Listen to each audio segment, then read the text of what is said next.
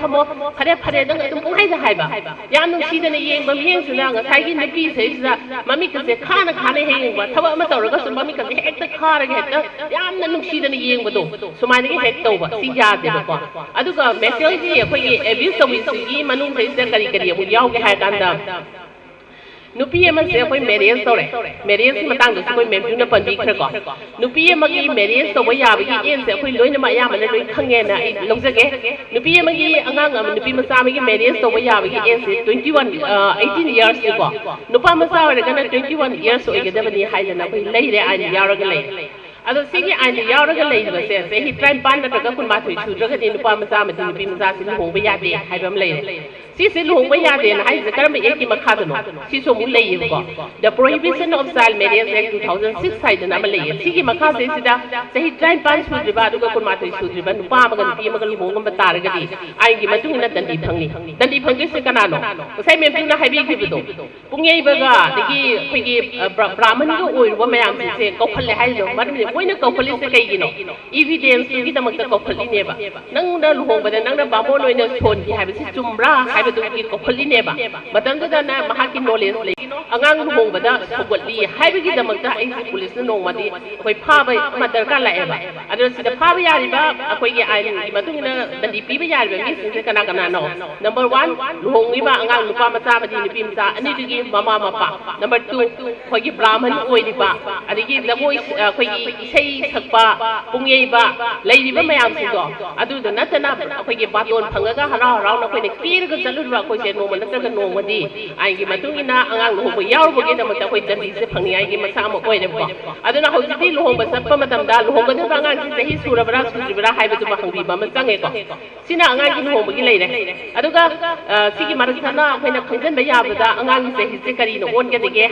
sigi marathana khoi na khangjan ba ya ba da angang se hi se kari no on ga de ge hai ba ma kari na lek ba de ge hai ba du ma ga so ai saurang na hai se ge angang ama sei time pan sure na ka su de hai ba se khoi na lo ga de se khoi na ma gi birth certificate ama pu tho ba ma ya re adigi ama na angang du na metric pass to boy ba tar ga di ma gi metric ki certificate du de yar ba is na proof play ni birth certificate le re adigi metric gi du na proof le re adigi lai tamam dra ba adu tar ga di angang se kari na mu yes ma gi proof se lo ga de ge hai tar ga di khoi metric pass to ho to boy tar ga di angang se na khwai di ihan han na school lama da maming chan ba da sin na ba ma gi is ama palang ga ne ba ko any school lama da tam ma tam da adu de yaw ba is do khoi na thi do pi ba tare adu na angang gi is le pa ka doin adigi amu akhoi gi adu gumba akhoi gi lai su tam hong tra ba adu ga metric su pass to hong re adigi birth certificate su la hong re adu tar ga de khoi kari na mu lo ba yai angang se kai go hospital da mu ko ma tar ga di kar mo hospital da pokhi ge ma du ma gi registration number ma le rang ga ne ba ko adu gi matung ina adu gi mu lo ba ya re ama bo lai tre adu tar ga de khoi na kadi na mu lo ba ya hai kan de last option de khoi gi doctor da amu la ka ne ba khoi gi medical khoi gi hospital test sai da na saru gi test so ga na mu lo ka ne ba ko sumai na adu bo akhoi na luri di akhoi na hek angang ama ko pa matam da angang gi is do yam na section na akhoi na lu na tham li ba akhoi gi kuthi hai ba ma lai da na kuthi se akhoi gi ai gi matung na khoi ma se evidence so na lo ba ya de ko mayam na khabi ga da ba ma na kuthi na akhoi na any hoji phau ba da ahal loi ra bo sahi yang khai hu sur ba phau ba da akhoi na ma gi kari gu ma khara yeng na ba pha pha ta yeng na ba ko na ba da sin na ba kuthi se ai na ya bra hai ra ga di ai na ya ba ma oi de ba ko sima lai ne adu na angang gi e zama akhoi na lek ke hai ta ra ga di ai na hai de ba mayam se na lek ka da ni kai gu ma hai ba mayam se su dra ga di adu yaw dra ga di angang gi e se le pa ya ri de ni last option da di akhoi gi medical na akhoi gi hospital se te se to ra ga la ka ni ko sima lai ne adu ga domestic violence ki se sa mo ga sai gi luhong gi matang du yaw ra kre luhong bai matang se sa akhoi gi luhong ba da om pot purak te ka na ga akhoi gi nupi sin se ga ngang ba sak pa yaw wi ko sometimes akhoi gi kana gu ma khara na om pot am pam ba maugi mau no ulakwa poti nupa mayim ti natraga mane bok ti natraga maku bok ti oi be ya ga ro ya roi ko haina ki ba matam ta loi pura sakhi dui ne ba aduna on po ulakwa da on po yam ni yam de ka ne ke ngang ba sak ba to ba adagi si ama akhoi mentally mangode abuse to bibani adagi amana akhoi after marriage luhong ba haibasi akhoi na mayum pan ba haibasi luhong ba haibasi kari no haikanda samaj na society na nupa nupi oina husband and wife oina laimina ro aduga macha masu pokdana nungai yaphene layo haidana leidi ne natra aina ya ba pini ni after marriage luhong tung da khoina marriage akhoi gi hena kanna na bagi damakta akhoi na restar phawa tong sanari ne ba ko adugo luhong ba matung da after 1 year 2 years da khoina macha gu he pok ta ba yaw ba leidana adagi ani sahi ani ahum gi matung da macha ga bolaka dore ka haraka na nupi oina gi he bolak pa sumaina taw matang sai sida nupi sai sida macha pokre ka ne hengang bi ba aduga macha nupi nga ta poi ka ne hengang bi ba sumaina ga hek taw ba adui taragati akhoi gi mangon de mentally abuse to bi bane na logani ko adagi amana akhoi gi economy abuse to bi ba economy abuse to bi ba ha da nga sai gi nupi sigi magi thongom thokba or ma macha si su tolop sajaba aduga paisa paijaba mi ama ojaba adugo after marriage na daga na luhong raga su mana sari ba tolo mayam si do mana phangba ngamdaba hamna har kan da hojiti akhoi gi bank account loi sanction na kre ko aduga ATM card ka se pai ba ngamdaba si yauri no ko akhoi professor mer da so ato sang thabak chaw no ko tawraga leiba marda akhoi gi masa gi tolop se after marriage pai ba ngamdada na yaw ba mayam am yauri ye ma gi tolop se nupa di gi oina mana oina longbu si yauri ni ko akhoi na haijari se sumaina gi hek toroba aduga mama papa na thamaba property ai gi ima ipa na akhoi gi da thamira ba property se ai ngon de hek thungdaba aduga khangan uhanda aduga mabu mokwa sing du ga hek yena thokpa aduga ningon sing sigi na mata na daga nupi sigi na magta hek bibi daba sumaina ga hek torokpa mase akhoi ni economy abuse to bi bane na logani sumai tok tar ga de koi kari to tai complain to tai karai de to tai domestic violence act sigi matung ina mafam mari ka koi complain to pham lei aham da koi na service provider haibam lei gani service provider se kanano hai ga di lanai NGO ni restart to body mo igadam ni aduga loina na social welfare department ka nakna ba mo igadam ni sai sta koi na report to igadam ni haibi report to gode se kai kai no incident report ko khiba thok do hadi nga sai gi imong du gi inembo ima or na daga na imong du de lei ba any person ai ngona ngang ba sak pa to gi mayam sing du gi akhoi gi timing hai tare ko kari tha gi tang kaya gi pung kaya ta ma matam da ai ngona mana kari hai ba kari to ba hai ba na sing ma mayam sing do adu gi report ni ko akhoi ni incident report hai da na akhoi na to gode se next akhoi na protection officer social welfare department gi makha da leba protection officer gi makha da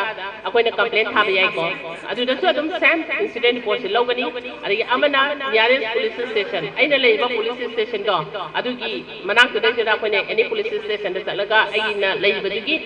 police station ai da wakat ba yare adu ga lastly first class magistrate magi mamang do wakat ba yai adu ga loina na akhoi na wakat pa matam da akhoi na kari no akhoi na logde se nupi ama harisi for example mawama masa apik pa masele nupi haidasina magi masa sing hak ka phawa thadu pangam de ba ko adu ko apik pa masa se mama gi matha de gi imung gi mi sing sina set la ga lahu ba angang si pu gi ba roi nang di akhoi si gi mi na te nang di adu ni ada ni ka haraga masa si buna he akhoi gi ni ka na haraga loksel la ga he khamo ba nupi se tan thor ba adu tar ga ni akhoi na angang piu haidana custody order tha ba next akhoi residence order ai gi leithom chapam lei tabado ko sai gi one stop center da lei ru de adu tar ga su domestic violence ki case la kan de ai one stop center da numi khumni kha ni ko pi de 5 days ti de numi 5 days bi se numi adu loya kan da am krai de lei de no adu leithom lei da tar ga ai gi residence order pi yo haidana akhoi court da tha ba yai ko adu ga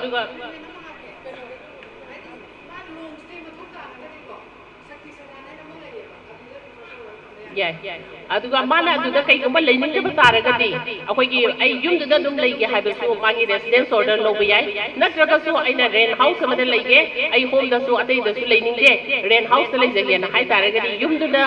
magi yum du gi leide standard du ga mana ba akhoi rent house ma da leibe ya gani ko adigi sai protection order mo da phu ba sai ba ngang ba sa pa tor ga mayam se to da ba gi na protection order lo biya re adigi maintenance haibe si aya mana akhoi na family court da sala ka da sakak se tale adu bo wai sigi domestic violence ki case da di do khoi gi family court da satra ga so khoi gi na first class magistrate sigi mamang da akhoi na maintenance biu hai da na akhoi na tan ba yai ko adu ga amana akhoi na ma sai interim maintenance hai da di akhoi sak se ngarang dang sa da sak se ngasi ayuk akhoi pulap sa ga ha si ya ga dra ya de ko ngarang kal chadaba chaksida ngasi ki chaksida chanuk ani amtang da chaw haibsa koi ke sui ngam deba natra aduna chak chadana leiba yadabani na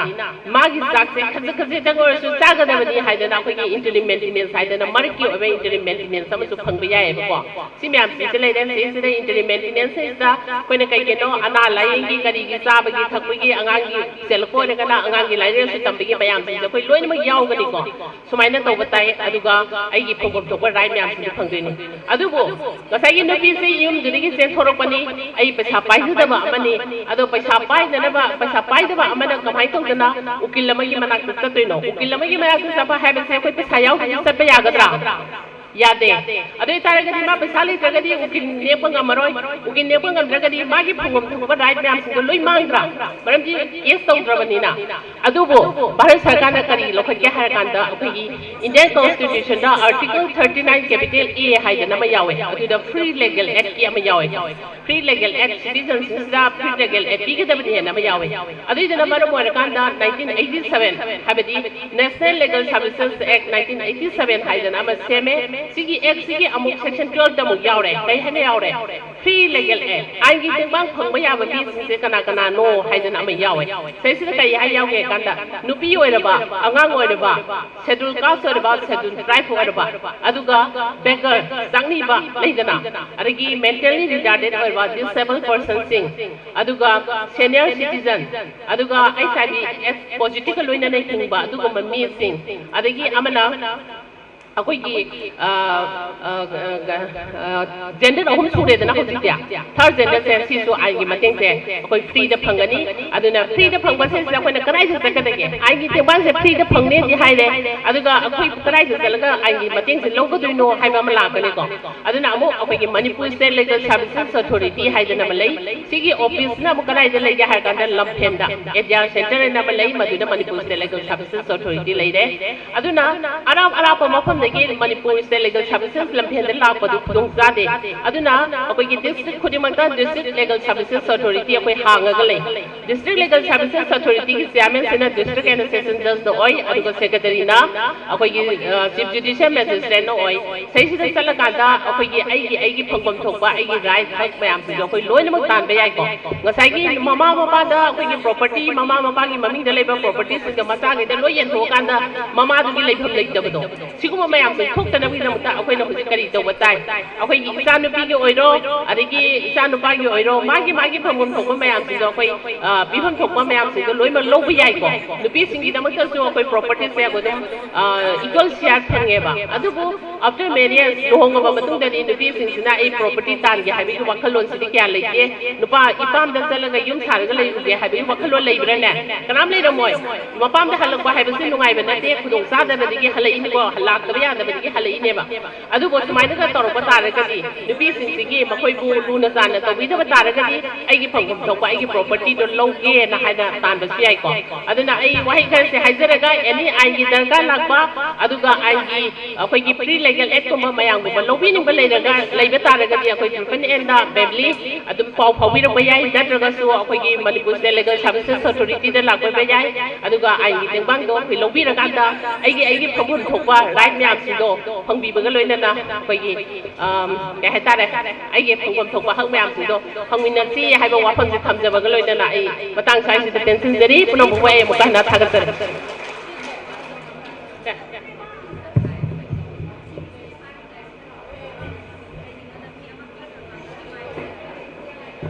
थागचरी madam Brahmacharimayum Supriya advocate नुपीगा मरी लेनबा legal rights की मतंगदा अकुपा वरोल थंबिरंबगी दमकता madam बु थागचरी दुगा अखोगी resource person सिंगना speech मथंग मनाव नाइना सुम पिबिरकपा सिगी मरक थतना खुराई थांगदम लेकाइदगी लवरेंबम सचिरानी इमा सिबु इकाई खुनबोतपगी तांजा दुलौजगे मियामना थोइदोक हेदोकना हेना खंबिरबा दिनी इमा लवरेंबम सचिरानी असि मे इंग्लिशिंग मे गितांग अहोम इंग्लिशिंग अनि कुनहुंदोइगी असिदगी हौदुना थोगलक्लिबा लेबाकी चरांगनबा इरांग असिबु लोइसिनद्रिबा फावबा चरा हेनगनी हाइना खोइगी चरा हेनबगी खोंजंग चंगसिलखिबी इमा दुनी दुबु अखोइगी लेबाकी machin tumba mioising amadi ikai khumnajariba kayana mahakpu haidi asumna chara hin batarabadi hachang ase soksilakpa tare duna akhoigi solution problem adubu solution ama puthokna bapunna honaminasi haibaga loinana akhoigi magi chara hin bagi khongjang adu loishin kibi imani ima laurembam sachirani bu ikai khumnabot bagi tanja lawjage ikai khumnabo pinabagi damakta triple N ki founder president Ketri Mayum Bebili Nuzalaima bu kausinjari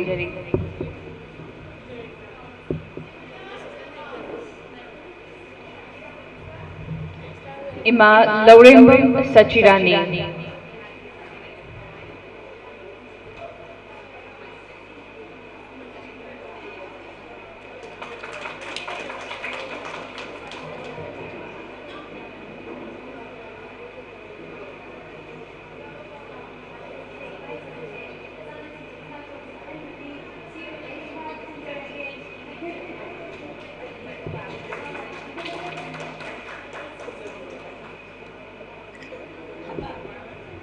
Thagachari ma Laurembam Sachirani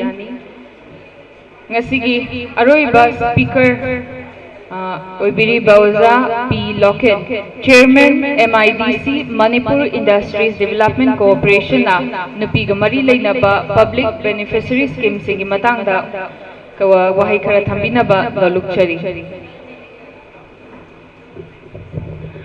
Ozana wahi amani thambidringe ki marakta yamna maruiba announcement amatang ozagi ayaba lawjaraga announcement simtang mayamda thamjage aina paijariba lairika se mayamda ucharabada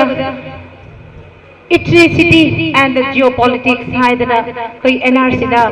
sigi bapam se lairika se koi mayamna yam demand to lairika edo koi na NRC ki hold the hoje se available oiba phangba mamal na rupa chatruka yankhai thabane adu bunga sigi koi triple N ki foundation de ga mari lenina discount sida lebi ba sing ne lobi khiba targa de rupa chamanga da sumna takti 500 da lobi yagani haina koi president NRC da jauthok pire mayam yam nungai pumpham ni ahu ko ba khobi duna sigum announcement sibu taram dokpi gani loinana ngasi ekhoina ima sing asida khudol tamjariba na pagi leite hoiba nacho masi sentence ama khakta da ai ozage ha balor ai hanga chahoge aho matang dai haija hogre ekhoi gi group da entrepreneurs mayam ama yauri haina thamjabaduni ai gi inaw hoirong bom shanti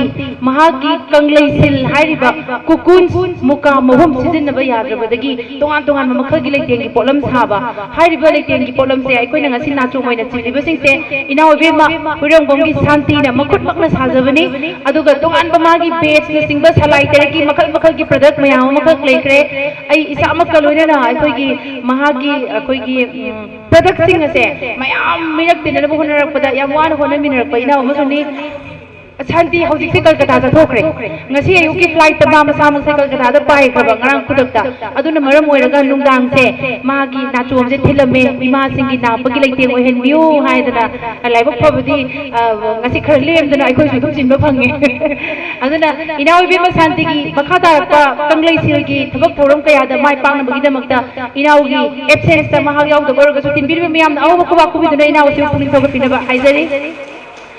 ani subada aikoina khudol tamjariba papor mangda leire papor haibis maktabu koi yausanga tera hoge tning singe papor tawda adu papor se makal makal se ekta noma khagi papor bau yauna mayam da khudol tamaga putok piba se aigi ichi arun den tin ichi mi kom tang lekhat pina mayam da masak taksen bagi tanja longzage ichi arun den tin tanglai khohi gi su putok pa koi manipur gi yamna maming lera ba kui raba ichi ni entrepreneur moina magi makhada haibadi maga loina putok shimina ba nupi mayam su yauri aduna aikoi gi triple N है इसी gazetted officer मयाम फमे ही मांगदा mo पे सकता आदि कोई बस यावरे senior journalist आइना गगा ओजा गुरु ओइना पिंगे दगी मिट से खर पांग होर पदगी इसे रत्ने गोसरी सॉरी गोसामी ना ई आर्टिकल पावदा गाउजा की बंगसी दी इनांग नंग फमे इसे सुप्रिया ओइसे अममम अकोई ट्रिपल एन यावबी अममम से मसक ताक पदा इंटेलेक्चुअल प्रोफेसर ओइना अकोई इचे आरके सुजाता इचे से अममम सिंह से आई ओजा गुरु गाक्तने अदु बंगसी दी ट्रिपल एन द पुन्ना अकोई इचे डॉक्टर रति मंजूरी ने चिंबा इचे मयाम यावरे तारोय इखा ताबसो अदुना अखोई खुदिंग मक सेसदा तोंगान तोंगान ब सिंफम द लेबे मरमना लिंगबी इबा मयाम की मरक तगी सुजगे नोमजगे हाइरगदी यामना मरुइना अखोई सुनब नोमनबा हिंगनबगी तंजा पिजगे सुमिनजी नोमिनजी हाइबदुना महेन निंथिंग जबसे सुरिबा नोमिबदु द लेंगा के खुदोंग चाबसे कमाइना पिगदगे हाइबसे अखोई इबुंग लोकेन दगे तामिनरसी तमो दाई माइक्रोफोन से सिनुजगे Thank you. Ngasi si Maliam di imagi numit haidana pakthok liba thorom pakthok libana nupi le nupi ki damak haidana sililangi bi seli jongi bi chelu bi chiu bi punamak adu ngasi di Maliam di imagi numit oibanina lengsen libi akan nabam nabam lagi lengsen libi ima oibi kaya do makoi mapam dengan sini kurum bagi tanja pira ba mang dari jen miri baik saloi bi sioi bi sioi bi kaya su masih di mapam masih da lakpi bagi damak ta ini kaya kuno ceri ngasih di Maliam di ima di namit aidana Maliam pun pada palan tawi palan forum masih da tongan ba hiram da ain gilam da haksel gilam da tongan ba lam masih khang chali chesina mayam da knowledge bi he ngasi ni numisi da khudong chaba lori herga matri knowledge ma bibi di badusu maman yang khaba mani haibadi sati haibse women empowerment hainai ba mayam puna ma du knowledge of the yate haidna koina lari ka taglai wazara taglai knowledge is power haidna lupi ubi shoi mayam se khang hairaba loina ma hak kaya oi kuding hirum ka khange hair bakanda makoi da sati do dum lakcha bani hajari ba aduna nasidi madugi sati pi na bi masak knowledge pi bi tak amaju yaw bu mak tu yam na maru oi ba masigi thoram masigi mapung oi ba yam kana ba mane na thamjage ai ha ku masigi lengbi rei ba chelo bi chiu bi labdam sigi sinai bi punamak masida wapam kharang thamjaga doi ba sidi अखोइन हुजिक्सी लमदम से लेरिबा सिनाइबी ngasi लेक्चलिबा मयाम सिगी मरक्तसु मसाना मसाउ करिबा सिलम सिथा अमा पांथोदना मदु लमदु the मियोय कियाबु हिंगनबगी जिपिका पीरी रमिसक चलुजी सिउबी कया मसु कोइ मांग उरे हजिक लाइबा वफम की भारत सरकार की कोई MSME namle micro small medium enterprise jana mayam su khang ngai sir ngasi gi imagi numi asida masi khudok chaba se lahorasi haidana makha ta badi ngasi ha khana bana su oi ba yaroi tung koina khana ba yabu tanja su mayam mam lakhi ne na khanjai bharat sarkar ni micro small medium enterprise MSME ko ba ma lei matuna mahok saga manada pa mawong da hujiti kuma thoi ba chuba sakap tisila abakandadi ano go mayon hongai ngasi labdam je suri bi nomi bi cheli ba chongi bi nomagi sara tali bi ima oi bi chelu bi oi bi masa chauna khona dana cheli bi chong khuding ase haina rami matamam dadi pisabi kabok sabi tiki sabi injang yong bi usubi na haina rambado masidi Bharat sarkar ki solution suna tara tarukta hantok pa moi wahan thok tadine kana gumba ama pik pi leite so pi leite kari gumba ma hingna bi lan pham da lan theng nari bi sel bi chiu bi so bi khuding ma ase kari gama macha yo pangam na ba imong manung pu pangam na ba ayung hin dang nai kana si libi chongi ba khuding ma ase she or he is an enterprising lady or person hai na halaba kari hai no har gadi adu maina hin din ngang na din seli ba songi bi kari umba ma mai ngamna na bai na pujari bi iselu bi siu bi kana umba nupa nu pido madu mami ngam thon kre nam lo kre madu entrepreneur na thon kre ba aduna adudi ai khoi si kana gumba na ngasi se ima injang yombi ima se masu apik bagi karbar ma tau jadana lupa chape se bor putoga lising putoga ani na puri herga nomu gi magi sendong khar phangna ba hangi be macha gi masu gi kabok leina ba sing pramam namna na wain cheli bani mahak su masi di entrepreneur hai banam na lore ade karai bo sawi sorok mapanda injang yolibi hotel phami bi kabok sari bi tiki sari bi agarbati sari bi kari mamang amana baidana magi silam sentha ma pangthok seri bi do mangon de hore hergana aeroplane साब बाउगने pot अमा सारा पुथोबने सादना चप मानब काखलम the लेखरे pot पुथोप Kangu हाइदन Bharat सरकार तौइस हाइना गैदि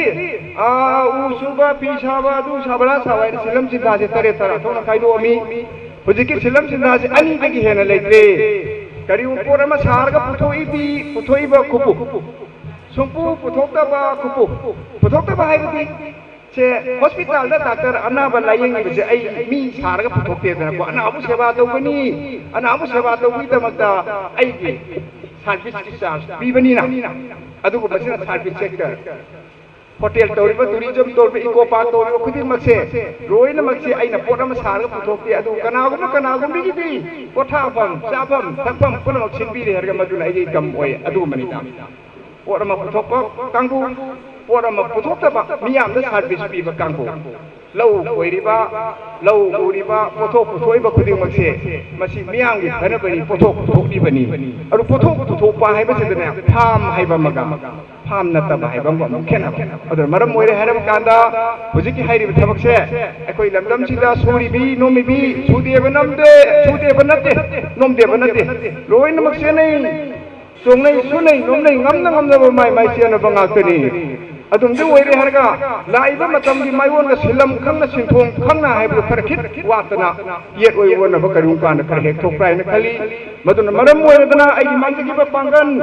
आइगी तिंगे की इसेन आइगी मांगे की मतम मदु महुत सुम तादन इका का थपंगम ददना असुम लेबरा हाइबसे असुई कोइन डायग्नोस तो बकान सुम थेंगना जै अदुम दे हुसि लाकरी वाफम दे अखोई ngasi imagi numit asida malem ji nu pang thoi besi dai sida ngasi nu pi oi bi lamdam ji lei bi ima oi bi sel oi bi se oi bi sa oi bi nang khai bu kan gadra isa isu hona gadra cha ba mache tum ba mache cha khang da kai hona ri bi ima oi bi sel oi bi se oi bi kaya se ngasi di amuk anu mai won mu hong i अचुक याम नवारा असुयाम चाबम थपम खंगदब तुंबा मचे चाबा मचे लेरबसे ngasi hingnabि लाफम तौला थेंगनक्तब यारक्ते hingnabि लाफम the लाथेंगन कोइ होनबद पैसा चंगी पैसा दो तानबि लंबि अखोइना अखोइ यासे ताइ आइना ngasai हाइजे ngasi इमा ओइबि चलुबि मयाम gi नापद सिलिब लैना चोमसिंगसे अखोइ लोइना सिलदब करिगिनो ngasi नुबिसदा अखोइ जंखै चामसि सिथोबि लै साबि दु पैसा कयाम फंगदाइ असुमाइना हौदोक्पीबा अमा चंगे असिदबु याउरिब्रा कनागुमि चलुबि सिउबि चजिंगदगी लैना सोम साबि ngasiगी पोसिति शांति बि नतबा याउलाक्रो याउदमाने वारी मतम समौगे आदगी भारत सरकार अचौबा साहेब मयाम लाए हरगा अचौबा तौइ सुंदो मीटिंग अमा भारत सरकार अचौबसे नातै चादु नुपि गाते IS ऑफिसर मई लापसे MSME की joint secretary deputy secretary director नुपी गाकी लापोइद होटेल क्लास ले जा मदई तुद तौरे ngang ya sapa ya punong lo sile herga annabai mekup tu Europe kaata kasin da phammi bi mama mi ahum mari omsin du ui asi kai dori no hangba kanda lei na sum saraspi seli bi mama na मागी सावरो खावदो pick थना पुरा अगा मदुदो वमजन बो ओइरमी ओइबे मनम कैदोरिनो आइसी canoe सेगो लैना सोमनी कराइ पुनो no मिगी साना पुरपनी अदुदी नंदी सिद कैदोरिबा लोसेले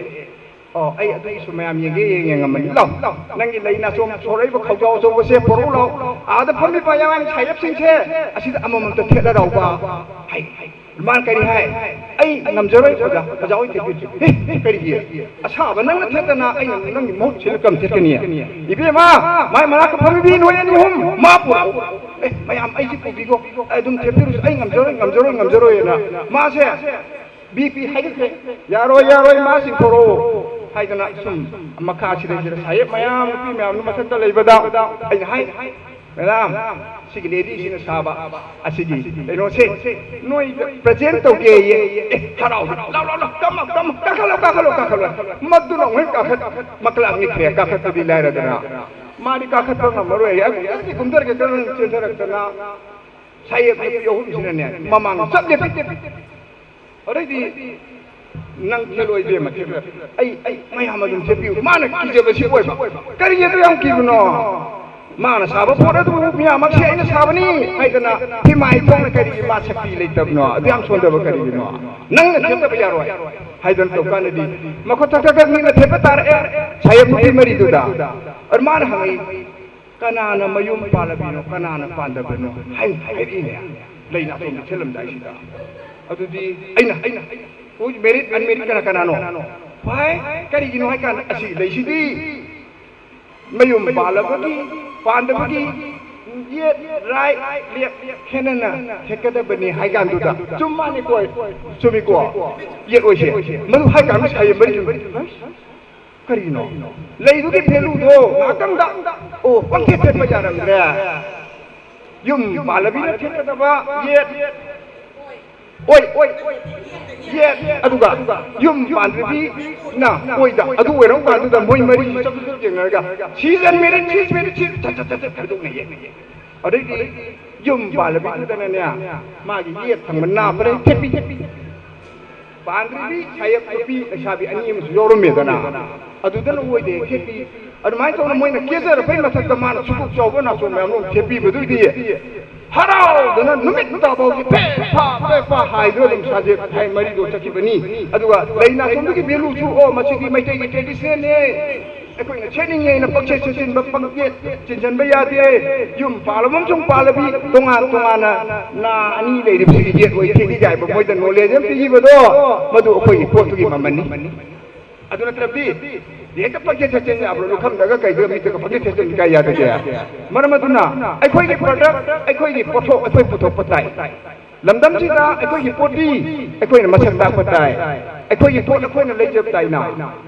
kari ko mama sana thakna ba sena ba ina pura ma chari ki singse lamgi machi sana machi sange dana mapan ki potu bu phana ubasu uski matam se ekoi sana rakra ari ani nabi moni nabi na sangi ai bisam sang da ba ma le phibam du di badu di ekoi ri thado ko pare maramaduna sari ba thai ba puthoi ba se ekoi ki lam na koi puthok tai ekoi chisina ba tai lamji mi la ku thra le ba su lamji ki mi la ani dang na puthoi po sin je sit san ge le si sin si already sinai bi po puthoi bi kari ki hing da ba ya bri yeng se ba asmai to kana lei chana patha pi niyom da har ga di kari gum bai koi si su da nom da ba ya dre ai suri ai nomi ai tawdui ni hai ba si ma ji ya dre aduna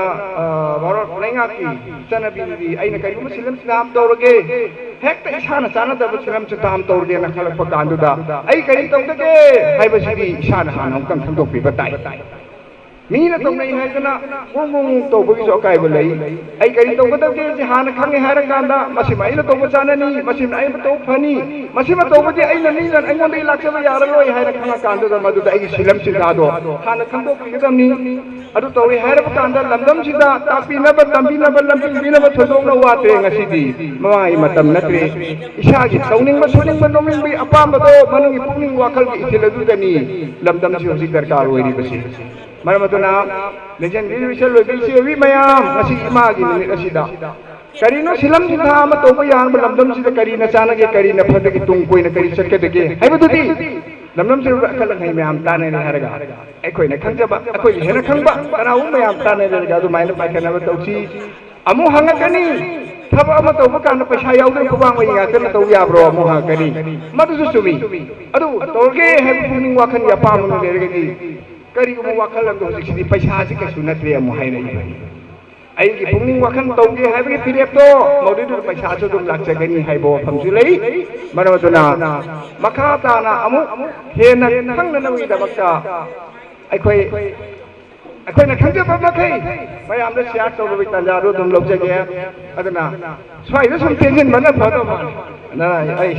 ma swai sum tenjin ge ko punna ma Thagachari Ojapi Local Chairman MIDC Manipur Industries Development Corporation Hauzik amug ngasigi thawra masigi mayai tangbal da lengshin biribi ima singdagi mathang oina ima singna na chawai bi singi mafam da yaifam mangol amadi लौसिंग ओइबा याबा वहाई खरा थंबिरमु हाइना हाइजरी अहानबदा कौथोक्चरी इमा Laurembam Dayawati Devi Manipur state commission for women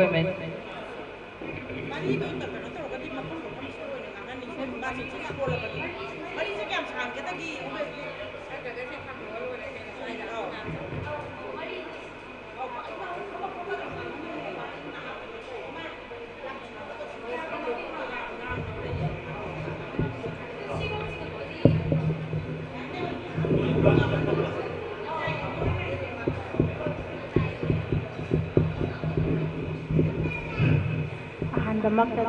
लमदम सिबु कोनबिदे बिसोरबु कोकना रुमजारि लोइना नुपीना नुपीगे दमा हाइबा ngasiगी WhatsApp group na sembiba program asida dais lengsin biri amade lengsin biri ba imasing amade oja singbu thoidongna ming oina panjarudrasu aina hadamakada koknon ba uchare loina ne kai khunna ba suchari loina na mang da lengsin biri bi tongan tongan ba profession ke adagi lakpire bi isagi asau ba private entrepreneur bu oiro government doctor bu oiro natrag any field da aina thoidongna yamna sangdokna paluraga su panbagi tanja matam do manghanjaning de aduna aina samlapna panjarabada isa ngasi lengbirakliba koi ise inau selise khai khibing mak isagi tongan tongan ba sintham amada koi mapung phana satharaba ngaktani haibase ai loujai aduna lengbirakliba ai koi gi tongan tongan ba sintham singda mai paklabi amadi paklaka daudabi khai khibing mak mu ai na ngasigi tanja se laujaraga kai khunda jabaga loina na nolupausan loina na ngasi thoramasu mamapung phan binabagi damakta lengbirakli amadi lengbirakli ba print amadi electronic media gi selina khai khibik pusi kai khunda jabaga loina na nolupausan loina na ngasi gi nupina nupigi damak haiba koi organization maksu nataba aduga keno sun nataba adubu tungda yamna sauna leibak gi oiba so ba issue kaya da mangjal tharaga da bi e koi kai khunna jaribi koi gi nganna e koi ni mingthon jarabada e koi lengbirak de ima sing sigi kudung induna salaga da bi e koi khuding makko han ba makta da kok non jari loina na ngasigi program asida ai hak kusu yauna na bagi haibiragli bi egi nusijarabi na one stop center gi central administrator ekoi gi lata aduga ekoi gi Imphal West gi one stop center gi ekoi gi pityara ni amadi ngasigi thauram asigi mapung phana sinbiri ba koi gi babli ekoi gi no busikai khumna ba ujari amadi egi yawi bi ba gi damak hanna hainingai leitana thagat pa phongdok sari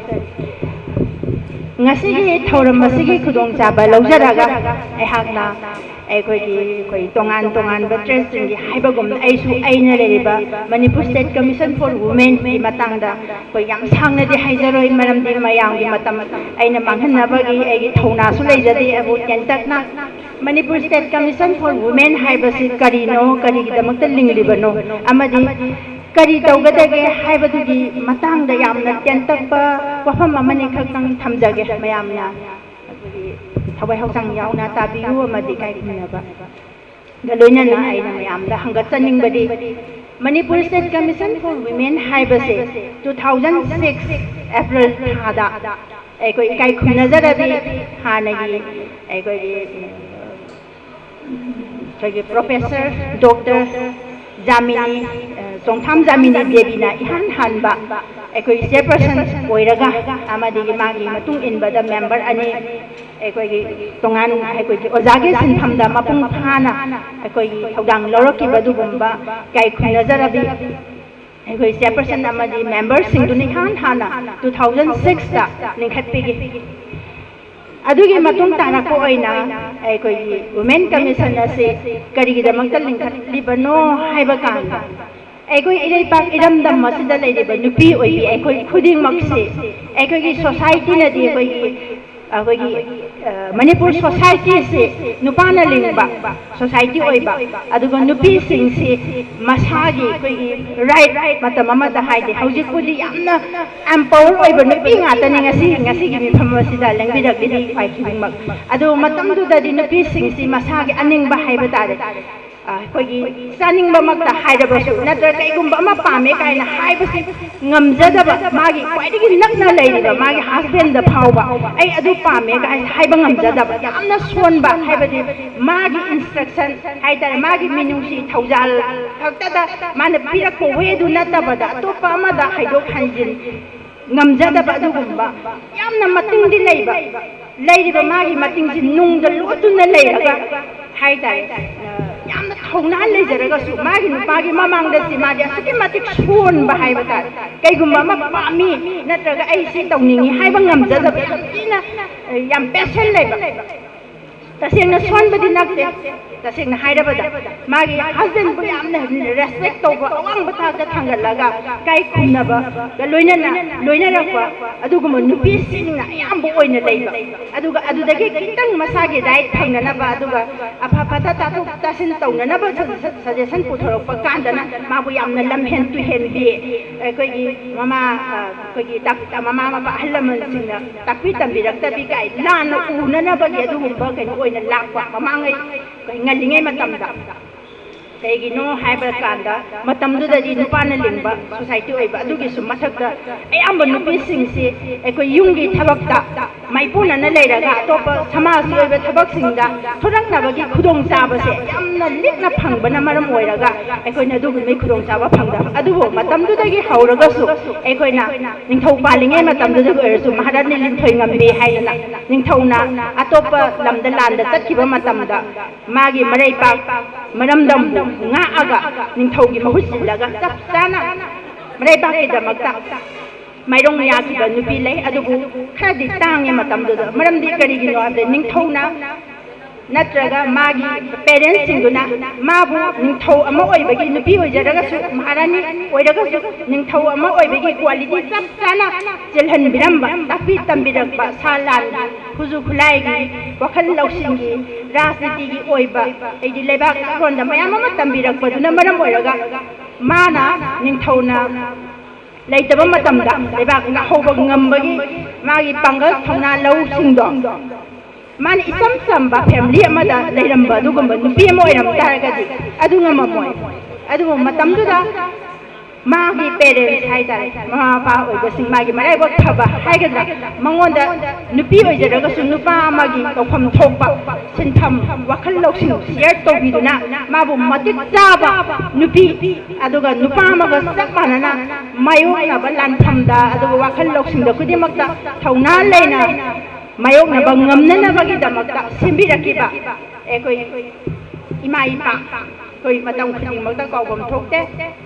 aduga mari leina na ngasi Mother's Day haiba se ina pusandani rakwase mi ama mapung phaba nupi oiregera natraga nupa oigera mapung phaba tungi samagi yumbi oiba tungi mieng chana yeng bangamba society gi afaba tawrakadaba mi ama semba haiba se ai sano oiba yadi ai bu pokpiri bi ima ipa ai gi society naknaba ai la laiba phaba mi ama oiraga naknaba singduna le matam gi oiba institution singda natraga aikoi yungi akoibada natra ai imungda matam sana sahi gi matangi matungina hakchanggi natraga magi leiriba angangi brain matungina matam sana fit tawbiraba matamda mana sahi gi thangjarakpa loksinjarakpa magi knowledge magi mahiduna nongmadi ma mapung phaba mi ma oirakane loinana leibaki achoba thogang yaba matamda yamna laina tackle tawba ngamgani adu natadana aigoi le isa phaba pamini haidana mi ya phaba dudi uba aina isa bu karamaina karama matamda karama matangda karamba para tambiraga natraga karamba doncha chajat aduga mayam bu ai ima ipa isil inaw ai yumron kairon na ba amada ai imanabi sing ibung sing natraga khata ba singda karamba lamjat bebhar karamba wangang sanga haidagi khangdaba mahaidadi ꯑꯩꯈꯣꯏꯒꯤ goal medallist ꯅꯠꯇ꯭ꯔꯒ ꯑꯦꯅꯤ ꯃꯥꯒꯤ ꯇꯣꯄꯤꯛꯇꯨꯗꯩꯗꯗꯤ ꯌꯥꯝꯅ ꯌꯧꯖꯔꯒꯁꯨ ꯍꯥꯏꯔꯤꯕ ꯃꯇꯝ ꯄꯤꯒꯗꯕ ꯑꯉꯥꯡꯗ ꯄꯤꯒꯗꯕ ꯑꯩꯈꯣꯏꯒꯤ ꯂꯥꯏꯁꯨ ꯍꯥꯏꯕ ꯇꯥꯔꯦ ꯑꯩꯈꯣꯏꯒꯤ ꯑꯔꯤꯕ ꯑꯩꯈꯣꯏꯒꯤ ꯂꯣꯜꯗ ꯍꯥꯏꯔꯒꯗꯤ ꯂꯥꯏꯁꯨꯁꯤꯡꯁꯤ ꯇꯝꯕꯤꯗꯅ ꯃꯍꯩꯗꯗꯤ ꯁ꯭ꯀꯣꯂꯔ ꯃꯌꯥꯝ ꯑꯣꯏꯔꯒꯁꯨ ꯂꯥꯏꯁꯨ ꯈꯪꯗꯅ ꯑꯆꯧꯕ ꯑꯣꯏꯈꯤꯕ ꯃꯔꯥꯏꯕꯛ ꯐꯕ ꯑꯗꯨꯒꯨꯝꯕ ꯃꯤꯑꯣꯏꯁꯤꯡꯗꯨꯅ ꯂꯩꯕꯥꯛ ꯉꯥꯛꯂꯛꯄ ꯃꯇꯝꯗꯗꯤ ꯀꯥꯆꯤꯟ ꯀꯣꯌꯥ ꯌꯧꯗꯦ ꯑꯗꯨꯅ ꯂꯩꯕꯥꯛꯇ ꯑꯆꯧ ꯑꯆꯧꯕ ꯄ꯭ꯔꯣꯕ꯭ꯂꯦꯝ ꯂꯥꯛꯄ ꯃꯇꯝꯗ ꯂꯩꯕꯥꯛ ꯏꯁꯨ ꯑꯣꯏꯔꯛꯑꯦ ꯑꯗꯨꯅ ꯃꯔꯝ ꯑꯣꯏꯔꯒ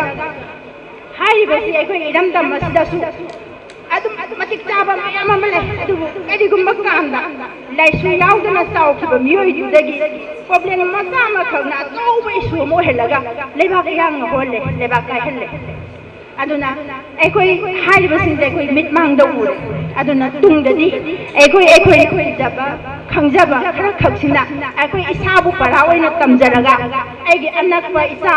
inaw egi leijaba ngamjaba egi anakpa miyoi singda mahai masing marakda aina haijaba yaba aibu aina haibada tabigadaba miyoi singda aina matam ai amaromda ai tare tana bahayra se ko admaina tawraga aina angang aina nusiba mising anakpasingda ngamjaba kaigumba khara khatang mangonda idea piba ngamba aduga pina na bofana ba haibadu ngasi lengbi ragliba phai khibikta adi kudong chaba amamam tang nongmagi yamjabada sumene manga taradang oi taraga su aina karigumba amada solaba miyoiduda aina khamjaba area da karigumba area ma khatang da mangonda idea share tawraga afaba lambi da lakpa ngam taraga ai se miyoina popagi mahai yale haiba percentage half point amatang oibusu ai koi yale haina khanmina baga loina na angam ba tanja sangba tanja da ai koi isane isabu samjabaga loina na akoina atoppa busu semna na bagi wakhalon si bagi lomina si haiba haijane aduna ai matam yam logjaningde manipur state ka sina leba ki oiba natraga aina thinnajarakpa filda aina commission da lakpa thaugi stage da ai problem kamaina create tawrake haiba gi root cause sijaba matam da adu matunga kitang haining bagi tanda ma pamjaba dagi haijabane adu ai commission gi oina dinga si phauba akoi nupi singi akoi right hai domestic violence da natraga any nupan oiro the manem maku sing in law sing neighbors sing any field oiya manem na mamo potpa natraga mamo na manem da potpa oiro nupi sing da torture tauba harassment peiba adagi property right matpa siguma mayam lakpa matam da women commission da lapiyo ado women commission na su ekoi lejariba act rule gi matungina adagi ekoi na sokpa yadaba area du natraga di ekoi na ngamba area du oiraga di ekoi na ngamba ekoi gi best level da mayang mateng pangjage loina na ngasi commission da la case ayamba singsi ekoi gi sahi sudana yum palaga pokpa matasi sina amuk next da sahi sudana yum panaba masanga ta pokla ayamba na 60-70% siguro mayam sila akanda nauna yung panbadagi ekoi gi wakhal loksin walak ba ma di financial problem solve ko iban naman moraga angang yopang magtabadagi bayamba problem create to ko koi commission la iba casing se koi study to jaba kanda mayam sila ko naman mo dina ekoi na women empowerment purake amadi koi gi tungkoi na ban lambida ekoi gi mapung phaba amadi Yumbal kano siang ye hai dai ga di ekoi ngasi lengbi dak li ba phai khibi bang na koi akhang ba anak pada leiba koi chai nau sing ekoi isa sing da matam tanja khang ba matam da apik ba hai tare ni manga tara do oi tar ga su ekoi isai nau sing da ekoi direct hai bi ada ai isa da direct ek hai ba kan da onna te na sakhi da ba leiba do matam ki wari sa ba do imana ba gi ekoi level da kumdharaga aina isasing counseling pina na bagi hotna na bagi tanja du lobiyo haijaraga matanga sa tension Thank you. I anchor dagi ayaba lawjaraga microphone se amuk paijaba tare. Ima singsi warol se yamna maru oibani. Aten boiraga su imana nakoi mangol oijaro haibada prithvi dagi arumba polum kaya ama koktak thangatlambado thangdakrabum haujaba nacha singni ima singi mamal yamlaba warol se laktringida mamangda aikoina topic mari khak thamjaba women health ki legal akoigi right ki women protection ki matangda amadi akoigi public beneficiary scheme ki matangda nupi singna thabak thoram tawbodui matangda akoi interaction amaka wahang leiraga so akoi pakum pinanaba resource person sing se leiringe de tana hosi na haijabadugi wahang sing amtang preparation tawbiu adom gi mafam da wahang leiraga di resource person sing leiringe de pakum pinanaba ki tanjama akoi song soi dana sinjage loina na mangda lengsin biriba ima sing gi mamal yamlaba warol se mase akoi punna pungning changna amtang tamina si maikai amadagi sumnga maikai amana tuminna taba hai bismakta bo ayam thoram sing da pangthong nei mase khwai dagi khang boda waba makhangni adom gi maikai dagi su pungning gi warol amtang akoi gi wahang hai bijaba tare ko ai kamai tawdana paisa thokani ai gi phibam imung manung gi sidai lai ai kamai tawdana phagat ka haibani simbagi tana nabagi tanjado matam na phanglaga di akoi tana ba yabagi tanjado lomina ba yabra yengsi aduga loina na aihakna amuka so hana ningsing jarabada loisalaba matamda aikoigi ima singse mamal yamba magul leiba ima singsiga loinana aikoi triple n ki member sing lengbi rei ima sing photo group photo amtang longna nabagi tanja su lomina se aduna aikoi thoram se ayamada mangda tangsilakbana maram oiraga loiba phawba saruk yaminasi warsuwana khangminasi asigumba tanglaba tanja asigi mamal yamlaba pungpham ase aikoi punsigida memorable oina ningsing mami oina lehauraga dabane haba wafam thamjanige aduga ima singnasu matam asina thengjalakpana maram oiraga ima singi waro se macha sing sida thawjal gi masak oiraba ima gi awaba punchi gi khongchat kaya da ningsing mami oibada aikoi da yamna machang oi hawgadaba waro do ima hoina ngang bai besidi tha ma ngang asu tabada pen ma ko bole roidaba khangning mangak ta taning mangak tane adubu ngasi gi oiriba matam gi akaknaba phibam se sibu yengbiraga tentak ko waro ima sigi mafam da thambinaba haidana nasara khongno na khurumjari ma Makha chathajarakpoina presiding member amoina lengsin biribi ima naurem me malaima iramdam kanba apunba lukbu kakshinjari imana wahai kharadang thambinaba haijari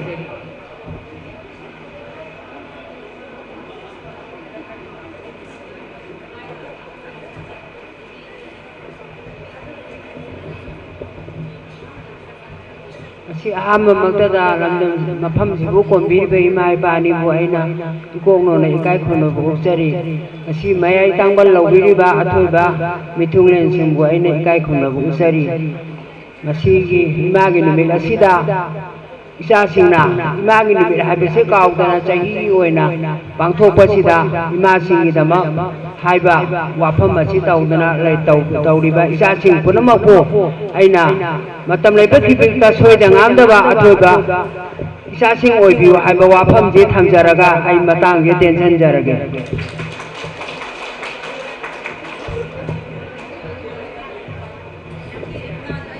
thagachari ima naurem me malaima mathangda mu kakshinjari ima sarai sing memcha leima poirei leimarol mera paibi apunba manipur ima na wahai khradang thambinaba balukchari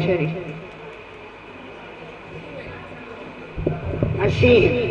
ahan mamagtada ramdam jibu koliba ipai mabu unenjari ngasi international women day matam sang badai taw aba asigi jajina silangdana mayagi daista phambiba aigi uiraba alweba ima ramanibu mingoina padarabada development sabati imabu aina khoyagudari aduga ima nabi khuduma jaji buju ikai khuna bujari dei jaji mangda lengjari jariba ija khuduma buju ikai khuna jari haiding badi mama amagi daita se yam jawi paisa tal buju mamani macha ta buju mamani jinna buju mama harabadi punama hai aduga hujika tholaiba lambi manipur iramdam asigi mari खरदी अदुम लेने खली सिसु मामा की दायित्वनी मामा अखोइना ngasi यामना नुंगाइजबदी इचा नुपी सिंगना ngasi मामा सिबु इमा सिना Tauranga लिगमदा खुदुम लिंगनी थौना लैना तौगनी हाइना सोंथोरैछे इचा सेमनबैदबक्ता पैसासु ताबिदबदी अदै लैबाकी थबकु तौगदौरी इचा सेमना लैबाकनी इरमदा Manipur लोयरबा मतमदा पैसादि अनाली इचादि सेमनी ngasi ai sampatda hairabada ai ngasi haibase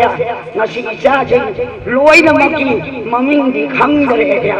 nojara mana dicingdala mamana maya wandala naharo maya wallibache poirei dei mondi sategi no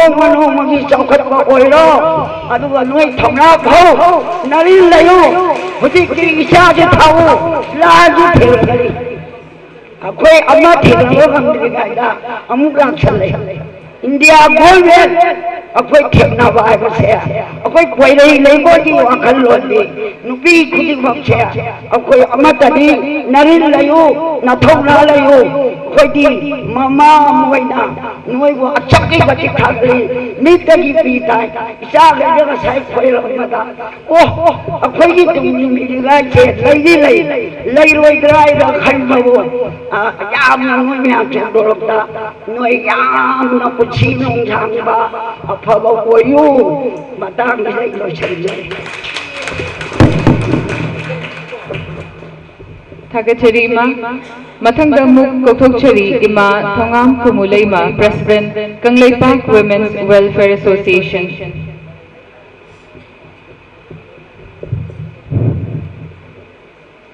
मासी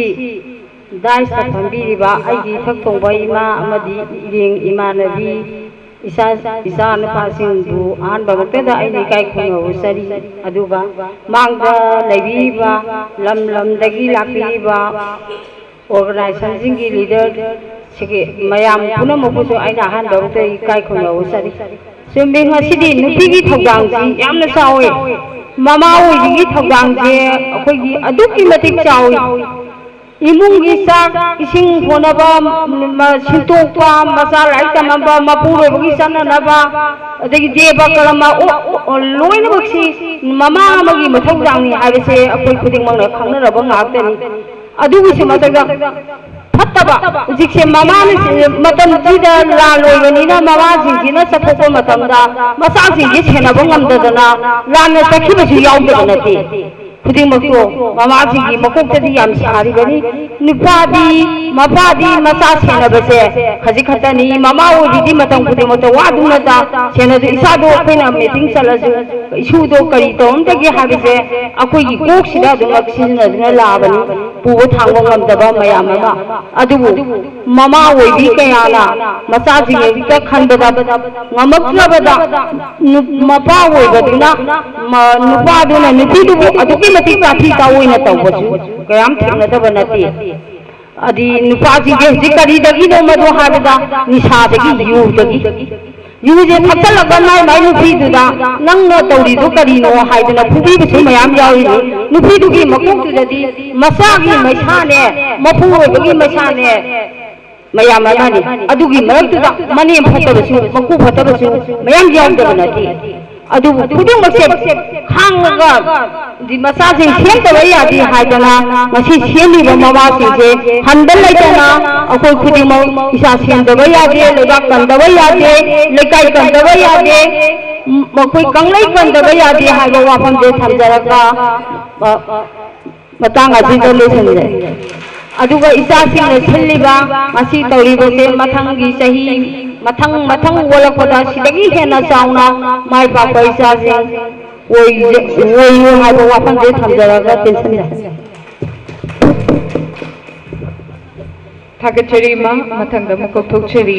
इमा RK Tharakshana president women association for socio economic development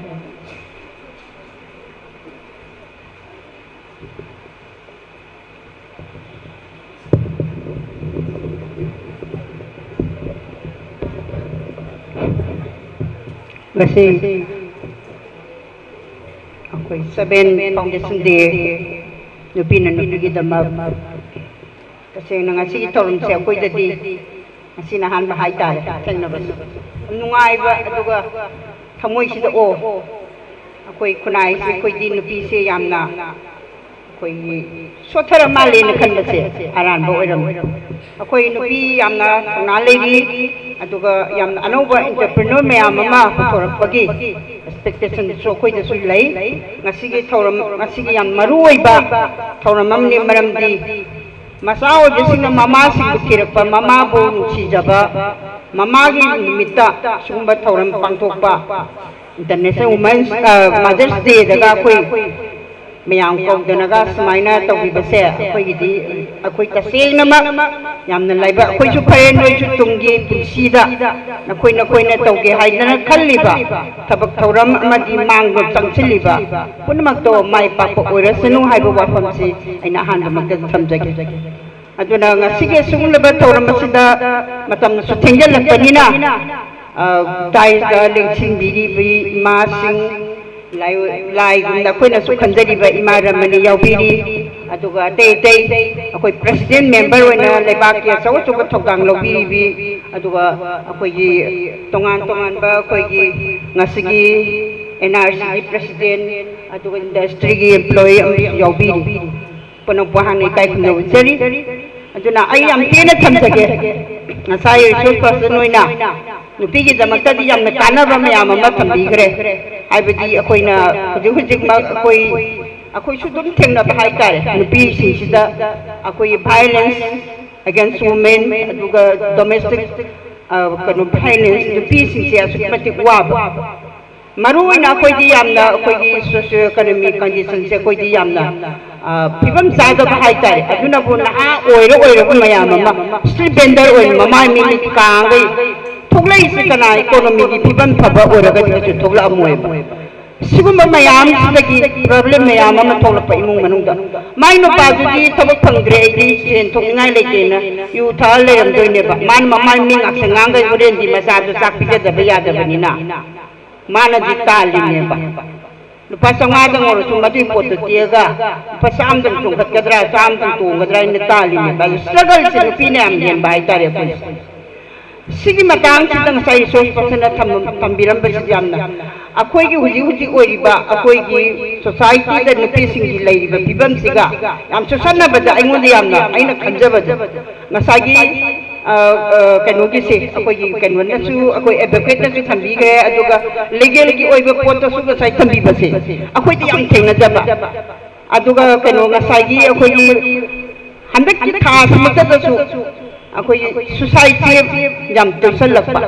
akoi thori yang si base akoi yam tai ko akoi aduda yuan sa yes mama thandana sijaba oyongera na dragon pa oiraga su mathandan sijaraga su mangonda yam nungai taba mangonda ama mental harassment bi bam yaw ka ma siri ne aduna nga sai bi magi to nga sai stop kar haibra one stop adugi se aidi tasena masigi si lai haiba se akoi nu pisu kangan ninge manam di mana just the women mana sai to ge na khalak pasida aduguma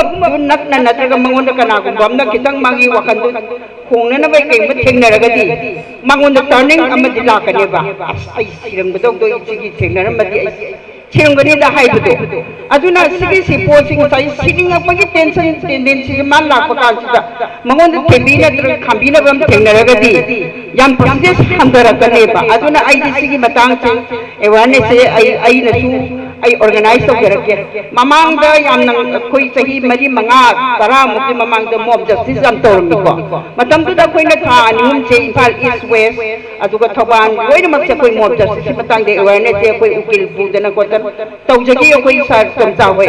tawra kan da adu yam kan ne na koi na khajagi mam di percentage hamda boi ning ye adu maina hojiki kanu ke se bi magi do adu ai ta seng ai invite to gerake aduga akoi nupi yang khai mutang oraga su tawra kan da mi si ji da awareness koi thamai ban ju thamai ban da ai thamai ban dai ni ko hoji hoji case loi ji ba moi ni pangai hai ne koi una ba jinate mawa duga mai maku gok tuga dai masan pi gan ot pa dai khangam da na to giben ning to khong dai nu pi ne ba ko aduge case lei imung adagi nungai tabane imung du mi moini yum mai thadu pare le kai ta ko imung du gi innocent angang yauri ko moi si gi loi chat kare sisu problem amane ba aduna sigum bagi si thok tana ba khoi mayam ma si tim diriba ai sa sing mayam si akoina tim mo oina kaidora kam da tau si ai ba se masi tasing bu makki di akoi problem se lai daga chu changphang khang da ba to phang khang da ba si mayam ma thoi ba kana ba ai chi ke sem sam na ja akoi gi keno mayam akoi keno gi su akoi police pudem ma meza ma su yobi ri ko asai police da su akoi kaidau ba ya ba ge hai ba se masi nu pi sing sina chu kana gum bam na uchita ba na traga kari gum bam ma social assault to kanda kana ikai boy kari ba haido pham di khang da police station chalu nu police am da hai di ikai de na siguma su chu akoina mathau tai ba duna akoina ai tension jage ko akoi matam jam lai de na nga sai ke mena takpi ji ai tension jage ai just ai ngon pau bu ju ni ko ai thajari je duna akoi loina ma women empowerment se mathau tai akoi lai pa chi da di a political issue nu pi si am ta yaw de nil decision akoi lai pa ke ba decision lawo nu pi nil maram nu pi kang am aduna akoi je nu pa si na lead to sum chat pa sin akoi se sum akoi wa moreli akoi se pondara pa hai tare adu ji ka jau tare sumaina nu pi gi damak kumba se khare am sichu Imphal West ki Imphal East ka su adum center ma thabiu Thaban su center ma thabiu adagi di akoi tongan Imphal kanu sin sunat raga chu ko masi thambira kanda nupi se amutang empowerment nupi chap chaba nupi gi status se kitang hangkhana bagi thongdang se isa sing lobiu haibo phang se ai thamjaraga punamak ya thabo biu ko Thagachari imana maruina one stop center gi awareness program initiative lobirakani haiba simak ima bu thagachari mathang asidi ima laurembum nganbi leima president apunba manipur kanba imalo imana wahai kharadang thambinaba lolukchari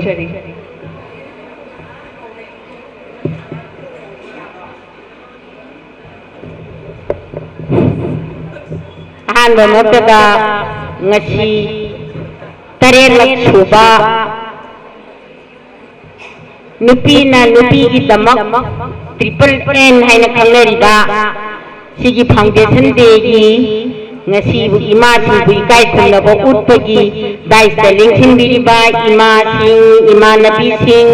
isi sing amadi isani pa sing pai punamapu aina ahamba maktada ikok no nei kai khunaba utari loina namang da lingthin biribi triple N gi member sing aduga invitee sing pai punamapu aina suchanjaraka ikok no nei kai khunaba utari ngasi si International Mother's Day haibani International Mother's Day si Megi ani suba nongmai numita pangthokpani laibak phabana nupi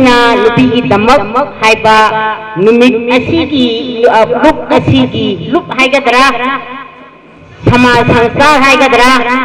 sigi foundation day taba asimo lup haina dum haijarage thamjan bada lup asigi khwaidagi laibak phabani haina ai thamjage ahan bada aduga ngasi si matam chana yorok khibang ngamdabagi damakhu mayam na ngapigani maramdi ngasi si nongpok laingak palem ima lup haidana nupi lup haidana adugi foundation day aman leibana maram oirakanda aikhoi function du yaurure function du yaurubudagi pungjim nangna baina selakada ima baw langthro maga sela abani matam kaino tawraroyena aina lakpa matam da ima di wa nganghori da mayam duna chalo nang phone yam tawre haibadagi ai lakjabani aduna ngasi si aikhoi gi nupi gi tamak haidana pang sembatiba asigumba samaj amabu mi oina na bohona bagi thokdang lauriba isa singna mama singbu khurummaga borniba haibasina makhoi gi ahanba pandam ama oibanina mama ama oina aina thamjaninga wafamdi hairiba nupi gi damak haidana kanna singkhalaiba asigumba lup asibu punsi sangna mama masak khangba samaj masak khangba channel lonchat masak khangba tradition masak khangba aduga manipur ima haibase masi mayek sengna khangba ngamba thijinba ngamba lup ama oirasanu haiba wafamje aina hanba makta thamjari adu ai sangna ngamjara roi kokomi gi mifamsu lei aduga aina thamjaningi ba wafamdi mama haibasi loina tholei haibasi mi loina banga hainaraba khangnaraba wafamni nupi haibasi leiteng tarietna subjal laganda sarakpa minungsi sauba wakhanna nemthaba ngamba aduga mi damakta kathokpa ngamba adugumba leiteng kayana pullaga sarakpa nupini adu oiba taragadi hujik leiriba nupi gi stage aduga mangda leiramiba nupi gi stage ani sida hujik kaya yamna khenare aduga hujik oiriba aikoi gi tradition aikoi gi culture aikoi gi nat siga thaina leirambaga kayam khenare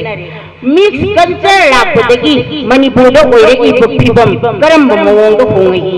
aduga hana leiramiba phibam sida aikoi kamain tone sengatkani saukhalaba samaj amani podona lairik parambadu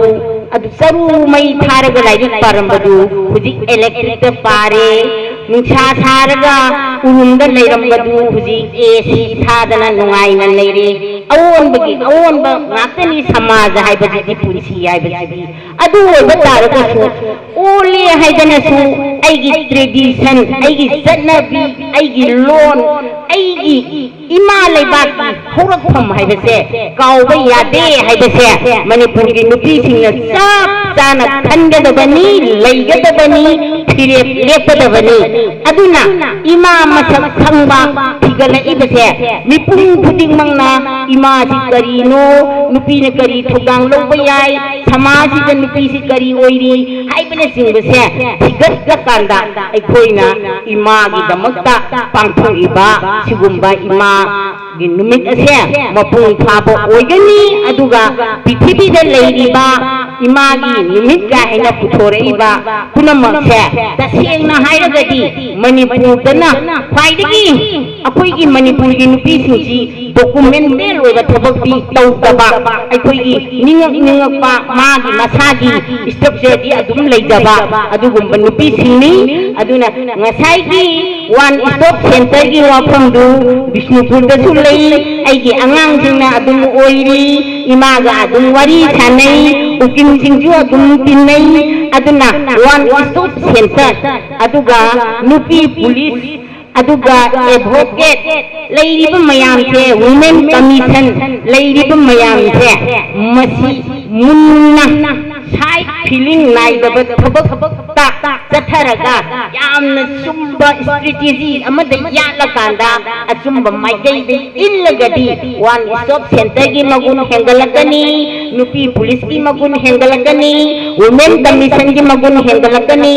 aduna aikoi punamakse asumba haiba yumtham duda satpa taragadi mama obi singdo asumba gi damakta lepa ngamba manipur gi ima haibado soidana oigani amasung oirakini haiba wafam si thamjari aduna mayam punamak sechimna thawai yauna asumba lambi da zaminarkanda ima masak khangba aigi pungnapham masak khangba aigi sanalontat masak khangba lamdam ama oibada isa mayam sina hona biro amasung aikoina mama ma oina haibra haitabra mateng pangjege haiba wafam de thamjaraga tensinjari Thagachari ima imagi mamal yamlaba wahai kaya thambirambagidamakta thagachari amadi mathang asidi ima Thokchom Ramani Leima President All Manipur Social Reformation and Development Nupi Samasna wahai khara thambinaba nolukchari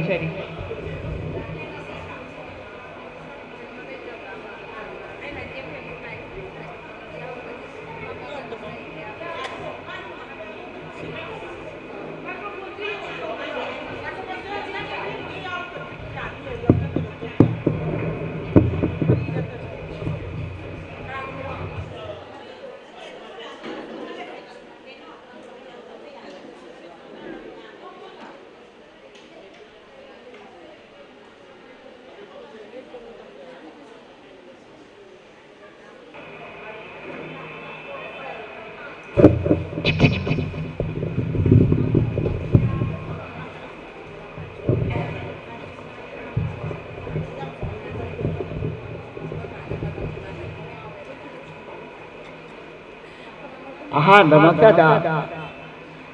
ꯑꯩꯈꯣꯏꯒꯤ ꯂꯝꯗꯝ ꯑꯁꯤꯕꯨ ꯀꯣꯜꯂꯤꯕ ꯏꯕꯨꯡꯉꯣ ꯑꯩꯒ ꯒꯝꯚꯤꯔ ꯁꯤꯡꯍꯣꯟꯗ ꯂꯩꯔꯝꯕ ꯖꯒꯥꯅꯤ ꯏꯙꯧ ꯄꯥꯈꯪꯕ ꯃꯌꯥꯝꯕꯨꯒꯤꯅ ꯏꯉꯛ ꯅꯧꯅ ꯈꯨꯔꯨꯝꯖꯔꯤ ꯃꯐꯝ ꯑꯁꯤ ꯂꯥꯏꯒꯤ ꯖꯒꯥ ꯑꯣꯏꯅ ꯇꯧꯕ ꯉꯥꯛꯇꯅꯤ ꯑꯗꯨꯅ ꯒꯝꯚꯤꯔ ꯁꯤꯡꯍꯣꯒꯤ ꯖꯒꯥꯁꯤꯗ ꯑꯩꯈꯣꯏꯅ ꯋꯥ ꯉꯁꯤ ꯉꯥꯡꯒꯗꯧꯔꯤꯁꯤ 이마기 놈이 하이바 이마기 놈이 하이바지 이마시 루래 이마시 야와그라바 이마니 아두부 마야암나 내데 뭐지 하이나 마더지에가이나 인터내셔널가 떠오르셔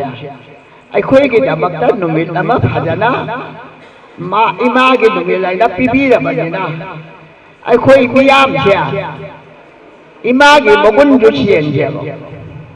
이마기 먹은 지연시 와강 상황다기 피시앗바 콧바다기 이마기 먹은 지연시 아이코이 이마기 먹은 지연바 카라와리 아두나 타이나기 이마신가 후디게 이마가 그렇게나 아두나 후디띠 아이나 하이가다 오시야 이마신제 따위바 타박시야 망골 로이나나 마이다 막다나 자생이 아무까 해나 파자바 오요 후적 라이바 피범시디 얌나 와레 마담시다 아두나 아이나 하이가다 와다 이마 하이바세 타이나기 이마 하이바세 마마 마짜 얌루노 도버니 마마나 마짜세 타 따라 나오비로가 뽑보다 얌와나 하이나 따라오까다 마짜시 뽑보냐 아두가 이마나 욕보세 이마나 폼랑 탑바시야 다 따룩다 저우번데이디 말레 이마기 시작시샤예요 아두나 나시 말레미 이마세 시주크라노 시시해봐 말레미 이마시 미 오이그래 이름렌 오이그래 미 뽀나 이뽀 사래 에코이 얌나 와래 이빠이 꼬나 잘라봐 와리시야 칼사시 민고우다기 타고우다기 꼬 ꯑꯩꯈꯣꯏꯅ ꯑꯁꯤ ꯃꯤꯑꯣꯏꯕꯒꯤꯁꯦ ꯅꯨꯡꯁꯤꯕ ꯍꯥꯏꯕꯁꯦ ꯃꯤꯅ ꯇꯝꯕꯤꯕ ꯌꯥꯕ ꯅꯠꯇꯦ ꯏꯁꯥ ꯏꯁꯥꯗꯒꯤ ꯅꯨꯡꯁꯤꯕ ꯄꯨꯊꯣꯔꯛꯀꯗꯧꯅꯤ ꯍꯧꯖꯤꯛ ꯂꯩꯔꯤꯕ ꯐꯤꯕꯝꯁꯦ ꯑꯩ ꯃꯉꯥꯏꯔꯅ ꯆꯠꯄ ꯅꯠꯇꯕ ꯑꯩꯈꯣꯏ ꯅꯣꯟ ꯂꯨꯞꯅ ꯆꯠꯄ ꯑꯩꯈꯣꯏ ꯏꯃꯥꯁꯤꯅ all Manipur women social promotion development ꯁꯚꯥꯗꯅ ꯍꯧꯔꯛꯄꯗ ꯑꯩꯈꯣꯏꯅ ꯃꯥꯏꯔꯥ ꯄꯥꯏꯔꯤꯁꯤꯅꯦ ꯁꯤ ꯒꯝꯚꯤꯔ ꯁꯤꯡꯍꯣꯁꯤꯒꯤꯗ ꯆꯤꯛꯊꯛꯇ ꯅꯣꯡꯃꯩ ꯃꯔꯛꯇꯒꯤ ꯂꯧꯔꯀꯥꯟꯗ ꯏꯆꯥꯗꯨ ꯀꯜꯂꯀꯥꯟꯗ ꯁꯣꯛ 1940ꯒꯤ ꯗꯤꯁꯦꯝꯕꯔꯒꯤ ꯇꯥꯡ 18ꯗ ꯃꯐꯝꯁꯤꯗꯒꯤ ꯍꯧꯗꯣꯛꯈꯤꯕꯅꯤ ꯃꯇꯝ ꯑꯗꯨꯗ ꯃꯔꯥ ꯂꯩꯇꯕ ꯃꯤꯁꯦ ꯑꯩꯈꯣꯏ ꯁ꯭ꯋꯥꯏꯗꯒꯤ ꯑꯗꯨꯝ ꯃꯌꯥꯝꯁꯦ ꯀꯤꯌꯥꯡꯕꯩ ꯂꯤꯂꯣꯡ ꯑꯗꯒꯤ ꯂꯪꯊꯕꯥꯜ ꯀꯦꯟꯗ꯭ꯔ ꯅꯧꯔꯤꯌꯥ ꯀꯦꯟꯗ꯭ꯔ ꯃꯁꯤꯗ ꯅꯩꯕꯁꯦ ꯑꯉꯛꯄꯗ ꯅꯩꯕꯗ ꯃꯃꯥꯁꯤꯡꯅ ꯀꯟꯈꯤ ꯃꯇꯝ ꯑꯗꯨꯗ ꯑꯩꯈꯣꯏꯅ ꯋꯥꯃꯟꯈ꯭ꯔꯗꯅ ꯑꯩꯈꯣꯏꯒꯤꯗꯤ ꯃꯣꯏꯅ ꯃꯥꯗꯔꯗꯦ ꯍꯥꯏꯔꯦ ꯑꯩꯈꯣꯏꯅ ꯃꯣꯏꯒꯤ ꯃꯍꯨꯠꯇ ꯃꯇꯝꯗ ꯑꯩꯈꯣꯏꯒꯤ ꯏꯉꯥꯒꯤ ꯍꯨꯝꯅꯤ ꯄꯥꯟꯕ ꯁꯂꯥꯏ ꯇꯔꯦꯠ ꯄꯣꯛꯄꯤ ꯏꯃꯥ ꯏꯉꯥꯒꯤ ꯍꯨꯝꯅꯤ ꯄꯥꯟꯕꯁꯤꯗ ꯑꯩꯈꯣꯏ ꯄꯨꯖꯥ ꯇꯧꯏ ꯀꯣꯅꯨꯡ ꯃꯃꯥꯡꯗ ꯄꯥꯔꯤ ꯀꯟꯕ ꯍꯥꯏꯗꯅ ꯃꯆꯥ ꯑꯃ ꯄꯝꯃꯒ ꯂꯩꯔꯝꯕꯗꯣ ꯃꯗꯨꯅ ꯏꯉꯥꯒꯤ ꯍꯨꯝꯅꯤ ꯄꯥꯟꯕꯒꯤ ꯀꯕꯣꯛ ꯀꯜꯂꯒ ꯃꯃꯥꯒ ꯃꯆꯥꯒ ꯋꯥꯇꯥꯅꯕ ꯍꯥꯏꯗꯅ ꯉꯁꯥꯏꯒꯤ ꯁꯂꯥꯏ ꯇꯔꯦꯠꯀꯤ ꯃꯄꯥꯔꯤꯁꯤꯒ ꯃꯃꯥꯒ ꯏꯃꯥ ꯂꯩꯃꯤꯟꯁꯤꯗꯕꯒ ꯋꯥꯇꯥꯅꯕ ꯍꯥꯏꯗꯅ ꯏꯆꯥꯁꯤꯡꯁꯤ ꯀꯟꯕ ꯉꯝꯅꯕ ꯍꯥꯏꯅ ꯃꯃꯥ ꯑꯩꯈꯣꯏꯅ ꯊꯧꯅꯤꯈꯤꯕ ꯅꯨꯃꯤꯠꯅꯤ ꯑꯗꯣ ꯀꯣꯅꯨꯡ ꯃꯃꯥꯡꯗ ꯑꯩꯈꯣꯏꯗ ꯂꯩꯔꯝꯃꯤꯁꯤ ꯌꯥꯝ ꯋꯥꯅ ꯂꯩꯈ꯭ꯔꯖꯥꯠꯅꯤ ꯑꯗꯨꯕꯨ ꯃꯌꯥꯝꯅ ꯃꯐꯝ ꯑꯁꯤꯗ ꯂꯩꯕꯗ ꯌꯥꯝꯅ ꯐꯔꯦ ꯏꯃꯥꯁꯤꯒꯤ ꯌꯨꯠ ꯆꯥꯅ ꯂꯩꯔꯦ ꯍꯥꯏꯗꯅ ꯑꯩꯈꯣꯏꯅ ꯒꯥꯔꯤ ꯇꯔꯦꯠ ꯅꯤꯄꯥꯜ ꯍꯧꯗꯅ ꯃꯗꯒꯤ ꯌꯥꯝꯅ ꯀꯣꯅꯨꯡꯗꯒꯤ ꯂꯩꯗꯅ ꯑꯩꯈꯣꯏꯒꯤ ꯀꯔꯤ ꯃꯥꯒꯤ ꯑꯣꯀꯦꯟꯗꯔꯗꯒꯤ ꯑꯩꯈꯣꯏꯅ ꯂꯩꯗꯅ ꯂꯝꯗꯧꯅ ꯈꯣꯠꯇꯅ ꯁꯥꯒꯠꯇꯅ ꯑꯗꯨꯒ ꯃꯟꯇ꯭ꯔꯤ ꯃꯟꯗꯣꯡ ꯈꯨꯗꯤꯡꯃꯛꯅ ꯏꯃꯥ ꯍꯣꯏꯒꯤꯁꯦ ꯃꯐꯝ ꯆꯥꯔꯦ ꯁꯤꯗ ꯊꯝꯕꯤꯔꯣ ꯍꯥꯏꯕꯗ ꯊꯝꯅ ꯆꯍꯤ ꯀꯌꯥ ꯂꯩꯔꯛꯑꯕ ꯃꯇꯝꯗ ꯏꯕꯣꯕꯤ ꯍꯣꯏꯅ ꯄꯥꯏꯕ ꯃꯇꯝꯗ ꯕꯣꯅꯣꯔꯃꯥꯒꯤ ꯇꯧꯕ ꯃꯇꯝꯗꯣ ꯃꯗꯩꯗ ꯑꯩꯈꯣꯏꯅ Kanglada tauke thaba tuda akhoi gi official da sin da lang da tawde haida tukan kariya tayra babane adu loida thubai na masi imaji je wa da lairi bane adu da moina huji city kambe cha sari ba jaga che akhoi gi mafam ne ba adu da huji sha sin da tawri ba she makha tara ko da ne nupi gi da bakta ne khona ra ko she yam phadana sahi matam sang na wayu tawda bo isha se hana gyan da bam sangi isha gyan da ga ba aina chaliba kasi thorok ta chalasu aina siale be phia che mina kari hai ge jage aina ngangi bo ngang che mina kari hai ge jage hai ba hana khanda la da maduda tawra ka da isha ishu warang ga da ba huje ai khoi na isha ishu warang ko che ai khoi na ngasi ni sha ge da man raw lai che jahi yang khai andang ge ni ra ge da ta shi jahi yang khai shu ba yu phang chan ma dok yo akhoi na chik dau ge adona akhoi na law lai ma chap ja yang khai hana law rok ba da sarakar mana ta dar ba de yu gi da mang da law lai she adona yu she ba da akhoi da law lai she ma ge yu bi wa ha to ba tu ye na tha da ram ba khana ba ba da thwang na thin ba adaya bo chebe li shang gi matam da akhoi ge thongam lai kai da ge darak ja ba da angang ja tho ga aduga angang ba ha to ga thanam ba gi adugi matam da akhoi na dili da chali she akhoi paila pai bi ga ni sha ba di gi da ba akhoi dili ji ai che da da apong bu ti ma cha khan ni mumbai yau le da india wa la lu la ba aduna manipur she Manipur she yang wai cha aduna hojing noi na tawriba ima gi she hojiti mayam na hailai nupi nupa rai manare ko manai taktung pidung loina bai ai kamana ba ko tawda bo ai khoi isha she nupi ga nupa rai mana bada ai khoi body da di nupi nupa khedei da asina maram oira kada ai khoi kitang section ba phai aduna ai khoi da moina wa ni ba tawriba sing ya yamna usit da sing ya ado modi na di nupi gi de nupi sing ya hali me am nupa na hali me am de kali dam na hali no ho je manipur sida akuje koki sing koki na mayam ma hato aga ai khoi bo isha si daga iwa si daga angang bi si daga da paisa wo da khoi kaya koi da nei da ne si cha da khoi ka ma da nei da ke ba ado da isha si da haidin ba je akhoi gi nupi gi isha si da hoji cha hai ge ba nupi gi niyom da isha si da hai ge ba do ma do jo phajada dau si ado ka dau ba da bo akhoi gi da si hadak dai khoi gi mayam ma ko mina mi mayam ma puthok na bit chan gi da ha ado thali ba do ai na hai ge ba na leader hai ba che ai kom da chu ma ya ba da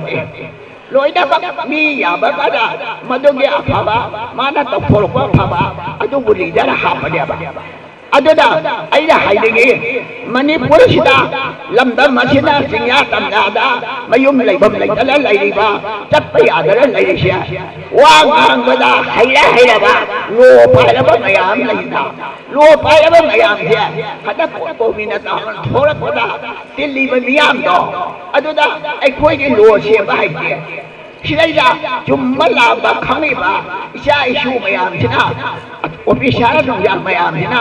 kai do ba ge chap ma da na kan jara da akhoi manipur ro wa shi kanna ba wa khona ba shi kai kai ge ba ado ai da hele hai ba wa phat ya to phi ro aduna mayam kana mangna phajana lo sing bi hai ba ko bi na hai ba sida mayam pujala ga lo de she bi ro madalai ge ba mayam ha gi bi mayam do maduna moi she me bi lo do lai ba ache ga ba da she ma shi da pi she ba ma da ya sa no ba nu pi mayam bai khoi au she ba aduna ha ge moi nu pa so ya na de nu pi ko sho ma da she ya sala de ai da hai ko me ꯑꯩꯈꯣꯏꯅ ꯀꯔꯤꯒꯨꯝꯕ ꯇꯣꯉꯥꯟꯕ association ꯂꯩꯔꯁꯨ ꯇꯣꯉꯥꯟꯕꯒꯤ ꯋꯥꯈꯜ ꯈꯪꯒꯨꯝꯁꯤ ꯏꯃꯥ ꯍꯣꯏꯅ ꯃꯩꯔꯥ ꯄꯥꯏꯔꯛꯏꯁꯦ ꯃꯩꯔꯥꯒꯤ ꯃꯆꯨꯁꯤ ꯑꯃꯠꯇꯅꯤ ꯊꯃꯣꯏꯁꯨ ꯑꯃꯠꯇ ꯑꯣꯏꯁꯤ ꯑꯃꯠꯇ ꯃꯥꯟꯅꯔꯛꯑꯒꯅ ꯑꯩꯈꯣꯏ ꯂꯝꯗꯝꯁꯦ ꯑꯝꯇ ꯀꯜꯍꯧꯒꯦ ꯑꯩꯅ ꯍꯥꯏꯔꯤꯁꯤꯅꯀꯣ ꯑꯩꯗꯤ ꯂꯥꯏꯔꯤꯛ ꯍꯩꯕ ꯅꯠꯇꯦ ꯑꯩ ꯖꯄꯥꯟ ꯋꯥꯔꯗ ꯂꯥꯏꯔꯤꯛ ꯇꯝꯍꯧꯒꯦ ꯉꯁꯤ ꯑꯩꯅ ꯉꯥꯡꯕꯁꯤꯗ ꯀꯩꯒꯨꯝꯕ ꯑꯁꯣꯏ ꯑꯉꯥꯝ ꯌꯥꯎꯔꯁꯨ ꯑꯍꯟꯅꯤꯅ ꯒ꯭ꯌꯥꯟ ꯃꯥꯟ ꯇꯥꯗꯗꯅ ꯄꯉꯥꯡ ꯉꯥꯡꯉꯦꯅ ꯋꯥꯔꯧꯕꯤꯒꯅꯨ ꯑꯗꯨꯒ ꯇꯧꯕꯗꯗꯤ ꯏꯆꯥꯁꯤꯡ ꯃꯆꯥ ꯃꯁꯨ ꯂꯩꯔꯤꯁꯤꯡꯁꯦ ꯍꯧꯖꯤꯛꯇꯤ ꯗꯔꯛ ꯌꯣꯟꯕꯁꯦ ꯃꯁꯤ ꯂꯦꯞꯇꯦ ꯒꯣꯔꯃꯦꯟꯅ ꯌꯨ ꯂꯤꯒꯂꯥꯏ ꯇꯧꯋꯦ ꯍꯥꯏꯗꯅ ꯌꯥꯝ ꯀꯟꯅ ꯊꯩ ꯑꯗꯨꯕꯨ ꯑꯉꯥꯡ ꯅꯨꯄꯤꯁꯤꯡꯁꯦ ꯃꯃꯥ ꯑꯣꯏꯕ ꯃꯄꯥ ꯑꯣꯏꯕꯁꯤꯅꯅꯦ ꯃꯣꯏꯁꯨ ꯅꯤꯁꯥ ꯆꯥꯗꯅ ꯃꯆꯥꯒꯤ ꯃꯒꯨꯟ ꯉꯥꯛꯄ ꯉꯝꯅꯕ ꯃꯃꯥ ꯑꯃ ꯑꯣꯏꯕꯗꯣ ꯑꯣꯏꯔꯒ ꯏꯆꯥ ꯏꯁꯨ ꯋꯥꯔꯛꯁꯦꯕ ꯊꯥꯏꯅ ꯀꯧꯅꯔꯝꯃꯤ ꯏꯆꯦ ꯍꯟ ꯏꯆꯦꯗꯣ ꯄꯥꯕꯨꯡ ꯄꯥꯖꯦꯍꯟ ꯏꯀꯨꯍꯟ ꯍꯥꯏꯗꯅ ꯑꯩꯈꯣꯏꯒꯤ ꯏ ꯇꯤꯟꯅꯕꯗꯣ ꯑꯗꯨꯃꯥꯏꯅ ꯍꯥꯏꯅꯧꯔꯝꯃꯦꯕ ꯑꯩꯈꯣꯏꯒꯤ ꯍꯧꯖꯤꯛ ꯃꯇꯝꯗ ꯏꯇꯩꯗꯁꯨ ꯇꯥꯇꯣꯟ ꯏꯅꯝꯃ ꯀꯧꯗꯧꯗꯁꯨ ꯏꯆꯦ ꯀꯧꯁꯟ ꯁꯦꯔꯥꯟ ꯇꯨꯔꯥꯟ ꯀꯧꯔꯤꯁꯦ ꯃꯪꯒꯣꯜ ꯀꯧꯕ ꯃꯪꯒꯣꯜꯁꯦ ꯌꯥꯝꯅ ꯃꯁꯤ ꯌꯥꯝꯅ ꯁꯤꯞꯇꯧꯗꯦꯕ ꯑꯩ ꯌꯥꯝ ꯍꯥꯏꯅꯤꯡꯉꯤ ꯑꯩꯁꯦ ꯆꯍꯤ 63 ꯁꯨꯔꯕꯁꯦ ꯉꯥꯡꯕꯩ ꯄꯦꯟꯕ ꯅꯥꯏꯗꯦ ꯑꯩ ꯌꯥꯝ ꯁꯥꯡꯅ ꯊꯦꯡꯅꯔꯦ ꯑꯗꯨꯅ ꯀꯔꯤꯒꯨꯝꯕ ꯑꯩ ꯋꯥꯔꯁꯨꯅꯦ ꯃꯌꯥꯝꯗ ꯇꯥꯛꯅꯕꯗ ꯉꯥꯡꯅꯕꯗꯅꯦ ꯑꯁꯤꯗꯅ ꯑꯩ ꯄ꯭ꯔꯥꯟ ꯊꯥꯗ꯭ꯔꯁꯨꯅꯦ ꯑꯩꯒꯤ ꯑꯄꯥꯝꯕꯅꯤ ꯑꯗꯨꯅ ꯑꯩꯒꯤ ꯑꯔꯧꯕ ꯁꯛꯇꯤꯅꯤ ꯑꯗꯨꯅ ꯑꯩ ꯉꯁꯤ ꯐꯥꯎꯕꯗ ꯃꯁꯦ ꯌꯥꯝꯈ꯭ꯔꯕꯅꯤ ꯆꯍꯤ 50 ꯊꯦꯡꯅꯕꯗ ꯅꯠꯇꯦ ꯌꯥꯝꯅ ꯌꯥꯎꯈ꯭ꯔꯦ ꯃꯁꯤꯗꯤ ꯌꯥꯝ ꯌꯥꯎꯅꯅꯤꯡꯉꯥꯏ ꯂꯩꯇꯦ ꯇꯧꯕꯇꯕꯨꯅꯦ ꯂꯩꯔꯤꯕ ꯑꯉꯥꯡꯁꯤꯡ ꯑꯃꯁꯤꯡꯁꯦ ꯅꯣꯏꯅ ꯍꯥꯏꯅꯒꯗꯧꯗꯤ ꯅꯣꯏꯅ ꯁꯦꯝꯃꯤꯕꯗꯣ ꯐꯖꯅ ꯁꯦꯝꯃꯒꯅꯦ ꯑꯉꯥꯡꯁꯤꯡꯁꯦ ꯇꯞꯅ ꯇꯞꯅ ꯍꯧꯖꯤꯛ ꯋꯥꯔꯛꯄ ꯃꯈꯩꯕ ꯇꯣꯜꯅ ꯍꯧꯖꯤꯛ ꯐꯥꯔꯦ ꯇꯧꯁꯦ ꯂꯣꯏ ꯊꯝꯖꯤꯜꯂꯝꯒꯅꯤ ꯍꯟꯗꯛ ꯇꯧꯔꯤꯁꯦ ꯃꯊꯛꯇ ꯊꯥꯔꯝꯃꯤꯕ ꯀꯣꯐꯤ ꯃꯌꯥꯝꯁꯤꯕꯨ ꯃꯅꯤꯄꯨꯔꯗ ꯂꯩꯔꯤꯁꯤ ꯀꯔꯤ ꯍꯥꯏ ꯈꯪꯉꯣꯏꯗꯣꯏꯅꯣ सरकार होगा पाइस हेडी कुदरत मोई मसे मालरगा अदगा ओफी थादना नोमई साबा मते चाल सारता मणिपुर के मई जे लोइन हाथ बयारा ने तौरे से कोई करिया खमोई दो अदु आइए अखोई ग्यान तामिना जी जाजा सोसा इनी फोन जो अखोई मणिपुर कन्नना बा अखोई माई माई तोंगान सेमजा सरो ओ कसु काइए युमनां मानदा सो अखोई मखसे पुंजी नुपी मादासी अदु बना इंडिया थेना सेबा गमना से हाइए नंगना इंडिया ना नमु गमना हो यो सिदा लागा अखोई ना बोलाउ तो चखो चलो नवा लो के हाइए अखोई ने अदु हाइ बना बा अदु अखोई अदु तो किया बा अदु ना तौ बदा बो नुपी अखोई माना सेबा नुपी माना सेबा नुपा से माना सेबा नुपा से माना बियोबा ऑफिसर माना बियोबा असुयामना लेबाक्सिना वादना हातो अमसिबाउदा अइना अइने सोम लेगा अखोई कनाम का बिदो इरोबा मणिपुर हिमालय बिसे या वारेबा अखोई कनाम का बिदो इरो अखोई ना कजगदा बे अदुना शाजा अइना ngang bida asoi angang yaurabso moina ngapiyo tawbadabo himalay ba idamaka ai kaning da noida haibani noida seme association ya kai gano phajana hono noi machen chana na gyan na butamina se yadara jadano nupala yu thano nupi yadara jadano dalak jadano una makasi piye jajado phajana se la se inem ni put ame bahar tau si siem inem ko wan ni ngau thawam do apai ipai pu ni kau si hai si akhoi ya hatat ta kau bo ni ngau do khuje khang re ba aduna bayam hai na ye bây giờ mà mang gì sẽ lại cái tập ấy đó ai quay học cái đó lại như vậy anh đang chỉ như ngầu hoặc là mình lại đi là cái tập mình mà đã tạo rồi sẽ có một nhu cầu mà mi ga bà ga lối đấy nhà là cả ga lối cả thôn này đi cho gì nữa cái à tôi là xe ấy nó khá hay cái này mày à quá lâu rồi à tôi vừa nãy đi à tôi vừa mày à mà tao mà sẽ đặt xuôi làm nhau rồi mày à ví dụ hay gọi phân tích mà ta gì cái này इमादनी खुरुम जगे मुगजु इमादनी इमासे सही मरफुदरा तरु हौजिकी हौरक्पा आंगांसिनदी मरफु दरा तरक करी हाइनो हंगपा तारे इचासिंगना 96 सुग्रे ना हाइबिरे अदो इमा अखोई ग्रुप तने इचे शांत पोछंगम से फमिसे दूरदर्शन केंद्र इम्फाल की प्रोग्राम एजुकेटिव ने इचे की प्रोग्राम दा अखोई की इमिनेंट हाइदना चंग थोकपा इमा सिंगी अखोई की प्रोग्राम अमा सेमदना ngataना इमा ना ngang basi ice pung ama rom di ke ngang na ice na kra sindiro maya madu ki dum ta hu kuba mata ice ki dum ta aduna tahi su ma gi tahi se koi phang ngam ba oi jage ima hoi gi thona se na sa sing da pibiramu loina na oza je ki makham oram gane ba marak se ta koi gi ngasi gi thoram ki su mapu oi na ngasi gi thoram se gi mapu oi na mapu na yang chen biri ba NRC ki president ki warol tam jeng da akoi gi group da ice uma hai da ice masu yaubiri ye ice su entrepreneur ne angang semba handloom ki handicraft ki thabak tawba ad akoi triple N ki hawdor ko matam da yau launa ahau ba bes makta bu yam de dai sum yamak pani da ada ice uma masamang na mana ningsing ba ama ani da lengjin bidi ba ima sing na lengya na mamtang pi ne na ba ice uma na ma gi lengya de sida puja ka haidi triple N ki member de pija ge na purak ba ada ima sing adu bibi mo na haye ice uma thopiro si tanja se tak lomi na huse na jaga di ice je hore yam nungai roi haidana adu tanja dum tak lomi na ba haidana minute manga da ho kai thok ba adu di ice microphone ice da sinazar ge kamaina no ai mu anchor oi dorobo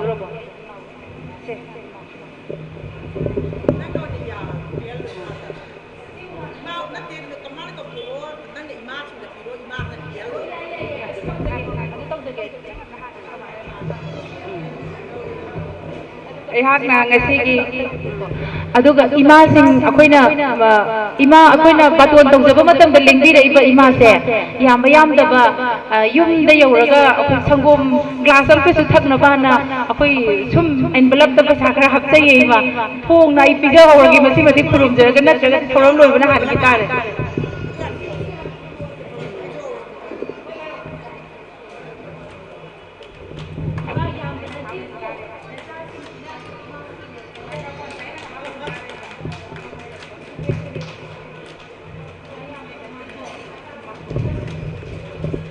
Ngasigi presiding members of the Lingsin Piribi, Ima Thokchom Ramani Leima President, All Manipur Social Reformation and Development Nupi Samas,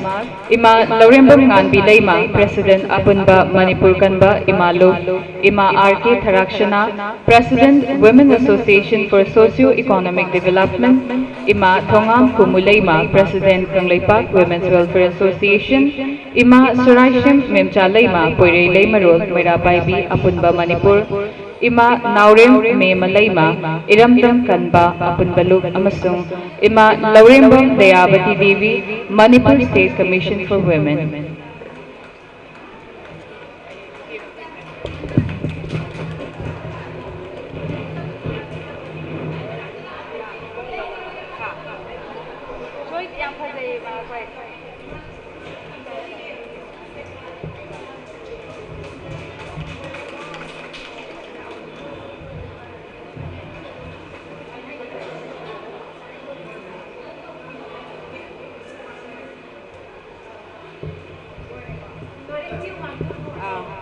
ऐहाकना अहाबा मक्तदा ngasi lengbi ragliba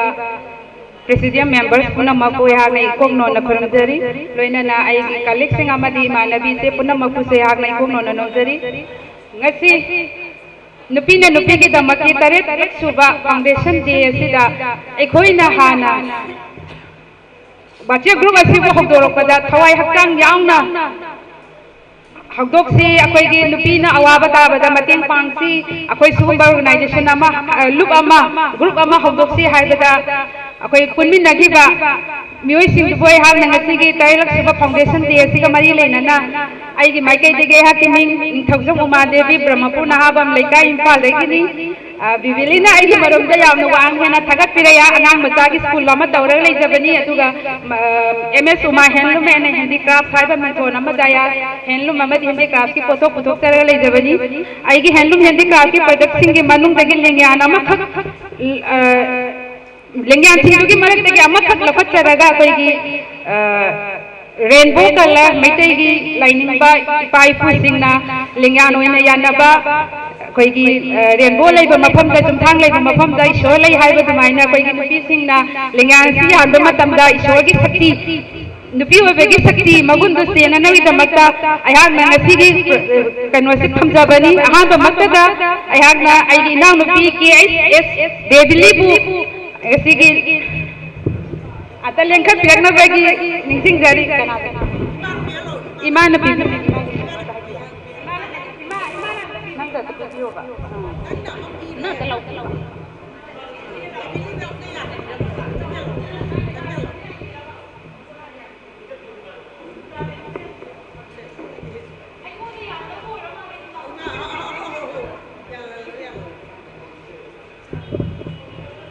ꯑꯩꯈꯣꯏꯒꯤ founder president ꯑꯣꯏꯕꯤꯔꯤꯕꯤ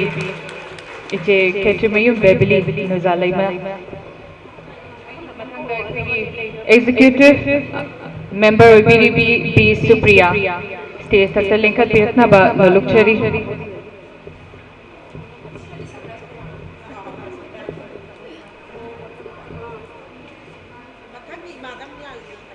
Brahmachari Mayum Supriya advocate ni former secretary Amba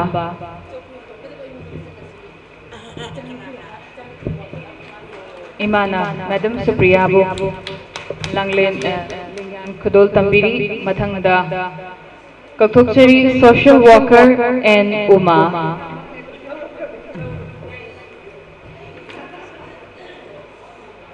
Ima Tharaksanana and Umada Lengyan Yanbigani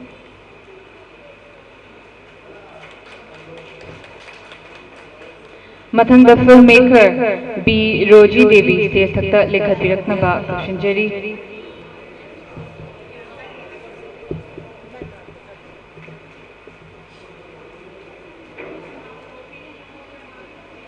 filmmaker B Roji Devi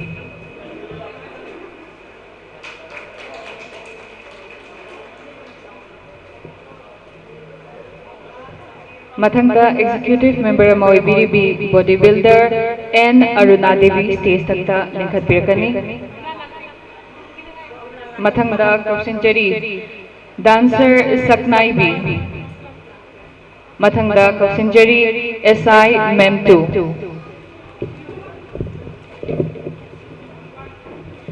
Madam Mem2 Namram SI Women Police Station Imphal East Porompat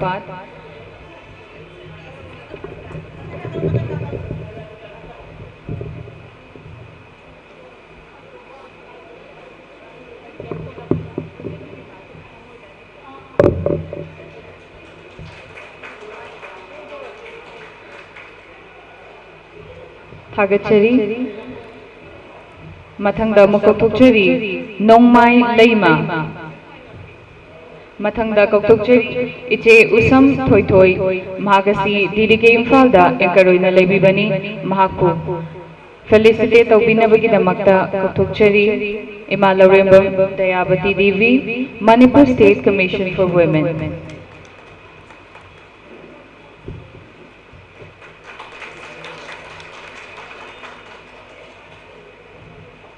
Mathangda Mukokthokchari Ningol Designs ki Koijam Sonia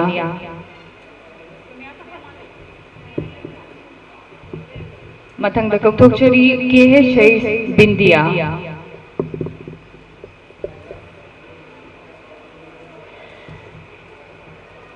Imangan Bina Iche Bindia da Lengyan Kudol Tambigani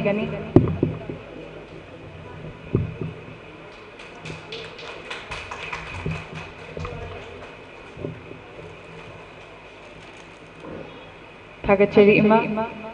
Thorumasigi Makacha Thajarapoina Nasi Triple Lane Gi Taret Suba Foundation Day Pangthokchariba Mafamasigi President Oibiriba Thongam Ajay President National Research Center na Tentakpa Wahai Khara Thambinaba Nolukchari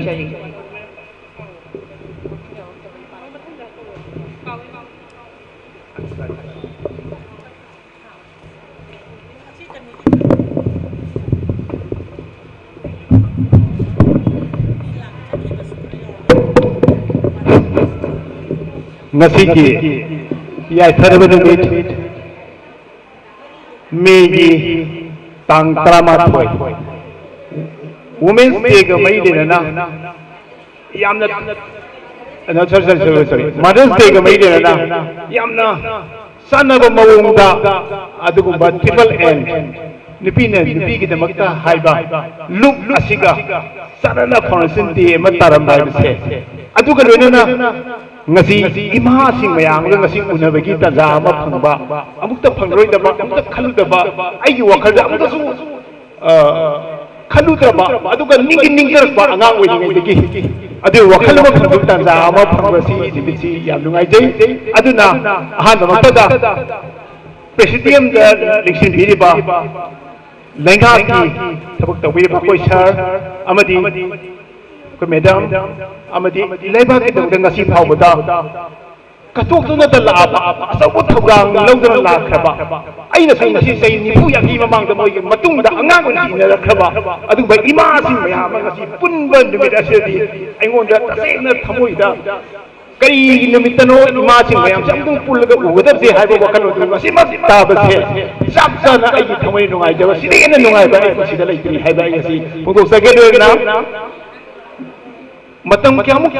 kai thok pi dana adu ma triple N ki damakta triple N ke member sing amadi adu komba civil society organization ki leaders sing mayama amadi sada satri sinau ibai palima ibel mayam sisu abiki priyasi amadi cameraman sing basu punamak aina khurumjari tasya ngasi nimit asida ay nga sa hajjabado ima sing asi pulap unaban nimita ima sing asida ina punumba habado kasi mak ngasi ma punumba ay tuksare yang nungay jay aduga abana ima sing asisu amusu tungan bagi ima sing amang udugum tawi adu ima sing asi punsin nabi puan mo nabi puan su lusing mo ima sing yang puan su ay tasina maya ay pamda mo pawpe puli ngay sa ina ima sing ko ngata ne khage kuti ma ima sing bai ngata ni imana aibta yaw ta karam ta lite kanam ta sin ngai oite kanam ta leng ya ro aduna ima gi magun haibasi kiyam sawi habadu ai khoina pingai da su usawi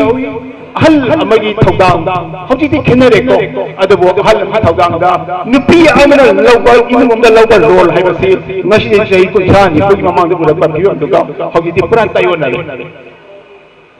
agoi imana yunda da ngai apo tuna ayu ta chara ka kaithir halakpada pung mari makai pung taruk tay sida ai da thongan we anga moina adabu ima le benina yunggi kai sem sabalu sun dosam de tawi adabu matam te ima le ke mamang da ai apo na tarung da thabak he ai pe yunggi lai di kulum pa kulum lurani sak tijarani kachi sakhani numidang amu halani numidang lagi amu su halaga muduk amu thagani dum tawani sa amu thongani imungi masa musu amu yengjani nupi thudang kyam sao ye tu haugi ti khenara bani ko haugi khenara bani adu khenai haidira so akoi na pite taw ya de matam mating oi wapam ni matam gi phibam da sanna banga tani aduna sikumba matam asida akoi gi role akoi gi haugi leiba nupi singsi nataga ima singsi role sikari logudage haibadani maruina kasi naman ima sin lawi ma thogdang di imung gi so honagani miyang gi so sakani thibana ba si khangdana mera pai sakki do ima sin sakani lei gi de ima mayama ima sawi hoi ima su mayam lei gi de ima mayama ima sin gi wakhalon thona do ima sin gi kan thipri lam na si yauri haurak ko si yauri haruk ka de mayam lei ri hoina adu gati ima hoi de tamja hongning ba tamjaning ba tam ho ba kadke legi se hoi khan ma taw tari ba kai gino haibada manipur se yam sathi ba lam amane manipur yam sathi ba lam amani sathi ba lam amsi ekta ko ko damate karam ba sathi re ino haibada akoi khang da pik thala ba lam dam ne ba toy ba sing je toksin ba ngatani meto dam ngatani ayam na ko khang da bati lehuri ba adu mamang to pigi lehuri ba adu bi aho ba mayam to ngasi ba me khatte aho ba mayam di yana yana chala ngasi ta ngata ni ngadu na ti ngasi di adu ku ba मेखल लौटब मयाम अहो मयाम फजनगिदना अफम soul state ओइदना सोलिद अम ओइदना अखोइसे कन्नु ngамौते बा कोइसे हुजिसे अदुगा मसागी अदुगुबा होरब मयाम सिंग अदो अखोइना हौजित हई सिंगे हाइदना युपा मा पारगा गदरी team पारगा एनी तोंगा टेक्निकल टेक्नोलॉजी हाइरे हाइदना फट का खलगा थरना थोगा मदु पोसो अखोइ नोले से तागदम नतेबा अदु कदम अदि अखोइना तौजे वागिबा हन हाई सुइबा मयाम तो कोइ लेयर परे ना सिप संगी दा कोइना मदुला प्रगति अहो खाम खामोबा अदु सेपा हाबिलो जकमा तै मतम संधो अदुदी अखोइना तौबा थबक सोइबा थबक कि तौ मतम सांग मा अखोइ के लेहौरी ओ होनब कंदब याते हाबिलो सन हाबदा हौजगो होनब कंदब याते अखोइ खुदिम मतम की ओइबा फिबम सिदा ngamnaba salkadaba ओइबनिना अखोइ पुनमक से तासन याते माई वखल तुंगान इंडिविजुअल की मागी तुंगान वखल पुथोग लेबा मतम नत्रे हबिति तासन नम संगी अखोइ खुदमक लेमिरेबा अखोइ मसेनसी अमाग नुसिनाबा अमा काइनदबा डिसिप्लिन खी खासी नाइबा मैनर मेगी होनेस ओइबा यामना अखोइ मसु ओइ पोसि तासन नदा नुसिना लेबा मखोइ संगी अखोइना मिनुंग थी फावम संगी कतोक मम दका ओइ अखोइना नथगदी अइना लाली हाइले हाइदरा माई तुंगान पर्सपेक्टिव सकगदी मदुना खुनाइ मकन बदि ngam अदुना हौजे को लेबसिंगी तासनसी तबुदबो हौजे के मिरोदा लापा पोती मरु एबा पोती लाली अमदि लाइसुसी याव याते लाली अमदि लाइसुसी याव सिना काइदि मांग थासी लाली हाइसी तंबे याब तंसी लाली हाइसी से खंजे हाबिनि को खंजे हाबिनि को कोइना खंजे लाली हाइबना लाई पास करते कोइना मदु लाई तो खंजे हाबिनि कोइना अदुना हदिया learn today and smile tomorrow learn today कोइ लाई हाइजे कोइ खंगबा यारो कोइ खंगे याउजी अदुगा कोना कोइ नोकसे मो नोकने बस होइगना हौजिना लाली हाइरेना हाइबा थारनी थोअनी माइ पादा वखल न पुथोअनी मा वखल ngasi फाउदा मणिपुर की हिस्ट्री द लेबा हिस्ट्री मयाम ले कोइदा अनकी इरांग सिदा कोइना ओजा न कोइ थपि रगा चाप पिबि कई तोगे हलका ओजा से कुमा आई दे मोनी ओजा कई ओजा जो अल्लाह तो कुमा द पावर प्रोफेसर है मणिपुर के ले अस्का जे द कई मा थोके यारो अदु वरदि मोइ मंगा जो थोनो होना कजे मोइ कोऑपरेशन लेबा ngam होया थोरै बो ओजा सिंगा से कोऑपरेशन पिन दे मा मा अदुना लंदन से सफल बना फनाई सफल बना बदा अखोइ दिजे मानती हाइबसे फ्रॉम इंटरनेशनल सर्कल होरगा मखा फाउदा अदुम चनी ने रिपोर्ट मने कोइ मसी नहीं ने कोइ तसे खंग तोने कोइना से सिगुम तांगा सिदा अखोइना कराइ दो कोइना खोंग थांदोइसे अदुना सिगुम मतमसदा अदुगुबा ट्रिपल एन निबिना निबी किदमक हाइबा लुक असिना मागी तुंगा इंग्रेडिएंट हाइदा कंपोनेंट मा याउरिबा मेंबर्स सिंग मयाम असिना ngasi अदुगुबा अखोइगी तुंगान बे हिरमदा अदि तुंगान डिपार्टमेंट जा याउरगा मागी तुंगान बा ओपिनियन मयाम मागी अखंगी मयाम share तौदरगा ngasi nupi ki na ngasi adugba women's day guba amada celebration torpa habase yamna successful ngai oiba habati sana ba mo oiba ngasai le ba magi man ge yaw ba component nupi dam yaw ba component sing ji sab sana mapun phaba amane habase ai ta sing thase ba kai wo machine sab sana le ba ngam orgati sab sana thodang yaw orgati madudi sab sana manipur ki nupi habase ima sing oi nupi sing habase mali ge thak ta people in pukpada yam lai na thobane habase ai hajarang ge object chida yauriba doctors lawyers yam yauri every simple people do yauri yam phasai ngasai ta jo bada aida amatang aning loksan sake masai jo bada adugo me akoi ra ta na haibada ngasai gi maru ina nupi sing ama warak matam da nupi sing kai da lai tagi a woman in difficult circumstances for example nupi amana nupi na warak matam waban nupi matam yauri ni sina akoi gi da masi isin che dai sai akoi ji adu emergency state amane da logo state amane lai ba amane police ki state yauri pura adu police khanga da bani loyal khanga da bani NGO khanga da khanga da adu la logo ki law ba nupi amaka na thura ga mana le family da bi awawa ma sai da na te mana je da le re थोड़ा line that's कई मगी shelter home आई तारे खोजा पर shelter home की ले बंद हुई ले आई है बेटा मसाई की कनों से भी रहे कोई लता उसाव से भी रहे और पुलिस जो अधिकारी और कोई की ताज़ भी रहे सीधा कोई shelter home ले किन्हीं को सिकी पोसे यमनो इना होती होती कोई बेटा shelter home सी कायदा है बेटा मापुं खाना सत्तरी का कायदा तौरी मापुं खाना है बेटा अदु मियाम दा कोई खंग संगी कोई खर section खर का खंग बकंग नतम मियाम दा कोई ना अदु भी ने भी खुदों थीरे भी ने भी लालो उनका थोड़ा का जेद ले रखा ले फसाऊं खंग मौ कायना मपुरे कायना गना मसा कायना ले तब जे तुम थोई मेरी नत्र गना सोम नकंदा कशुन तब ये रखा बस फिको अमदा समाजी सोसाइटी सिदा अदु मथोक त मयाम थोड़ी लगी सनपी में अवामा सिगी लेबम थंबम अमा तसेन गोमेगे माके दगी मरु इना सोशल जस्टिस एम्पावरमेंट दगी ने हाइबम साय कन हाबिरे मिनिस्टर ऑफ सोशल एम्पावरमेंट दगी women empowerment women child development उना women side development okay si pot la si maroi bar role si nupi une like role si ni chin dai hajabde si ki pot seva ai hajabde utai haji si padana miya pi seva nupi na ting law na wakal nuai na thauna ni na leiba ngam na bai si ai ki fisher ma ji chene fisher u ga na tro madu hon bai se khoi mathau tari ado akoi ni himba dei akoi na ngasi legi de to ni se ima se ngasi sali ba lebi ba iba bi isal se myam nupi dong lei se ima le ba ki dong teni ima le ba je kai ima le ba se ai ki future generation ne ai ki tung da hor ko di ba sa si inau si myam adu hingna bi da sab tal ma pu phana thabina ho na bai se si ima le ba lu si be ne कनो इमाल में रुक वो आई गसी आई पुछी ना गसी नी तो आई तो नी पैसा पाए नी तो नी तो नी पुछी रो सी इमाल में रुक को को आई की जनरेशन तुम दे लाख द फ्यूचर की जनरेशन को उपम संगे बा Koyna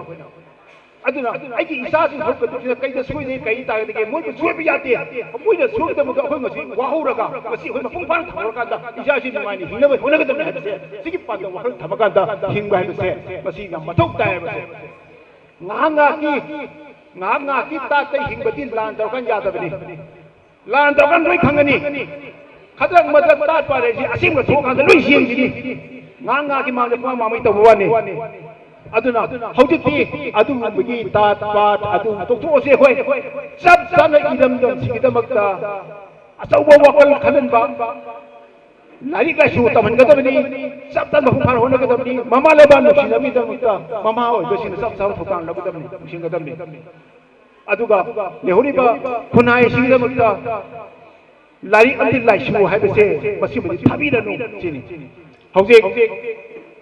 national research center na sigumba ima singi amadi NNN gi tungan triple A gi tungan to bi ga sin lai yo ko sida hoi kyam harau ye ai ta sin ai pasti wei ya ngai phauze kero da sigumba gi mafam ma da ai gi taba sigumba gi tam tam mafam ma de ima ji myam la pir ga siwo wa fa ma khane gi ba hai ba se women's day nimisida ado triple A na achauba tungan ba section gi tungan makal gi hidam kaya da nang na gi hai ba se ai gi mai ne ba ai gi yam sauba ai di mai pa pa ma ne ba aduna aina triple N da aina request tau sake hauzik akoi gi kunai sida masang ueraba khang heraba akoi da tum kana hauda ba halaman maya ma ngasi hoi phang da ngai sakre ima sing asu mangi na bitel bani tung ni sa ho bani rena ngasi he khang da bani sing haraba da wari ado ima sing ki oi bani triple A da thadang lo bi ka da tungan ba individual oina interview am long do hona se interview ima lo au adigi dan lo bi da senya madu tungan bodo thamse ba koina clip da loi thamse ima sing thamsi aduga lau da ba sing yar ko su madu long do bi thadang lo da ahoi national research center mating pang jage angam mating pang jage bi na sina aduga record se ba koina hojiti akoi record leitre ba koina ngasi ne sei da ko thoki mayam su maru bi record amata akoi record tau te ba koina maduna ne mi atopa puro community sing ne ngasi hejen sa sali sing che aduna maram oidana akoi so tabam dai re khang tau ibane ba koi ta sing so le ba akoi thijen masangi research sangi mako thijen te ai NRC da adugu bagi me augi ꯊꯧꯗꯣꯛ ꯊꯣꯛꯇ꯭ꯔꯤꯉꯩ ꯃꯃꯥꯡꯗ ꯊꯥ 6-7 ꯑꯇꯣꯞꯄ ꯐꯨꯔꯨꯞ ꯀꯥꯡꯕꯨꯗꯒꯤ ꯃꯤꯁꯤꯡ ꯀꯌꯥꯝ ꯂꯥꯛꯏ ꯁꯤꯗ ꯌꯥꯝ ꯊꯤꯖꯜꯂꯤ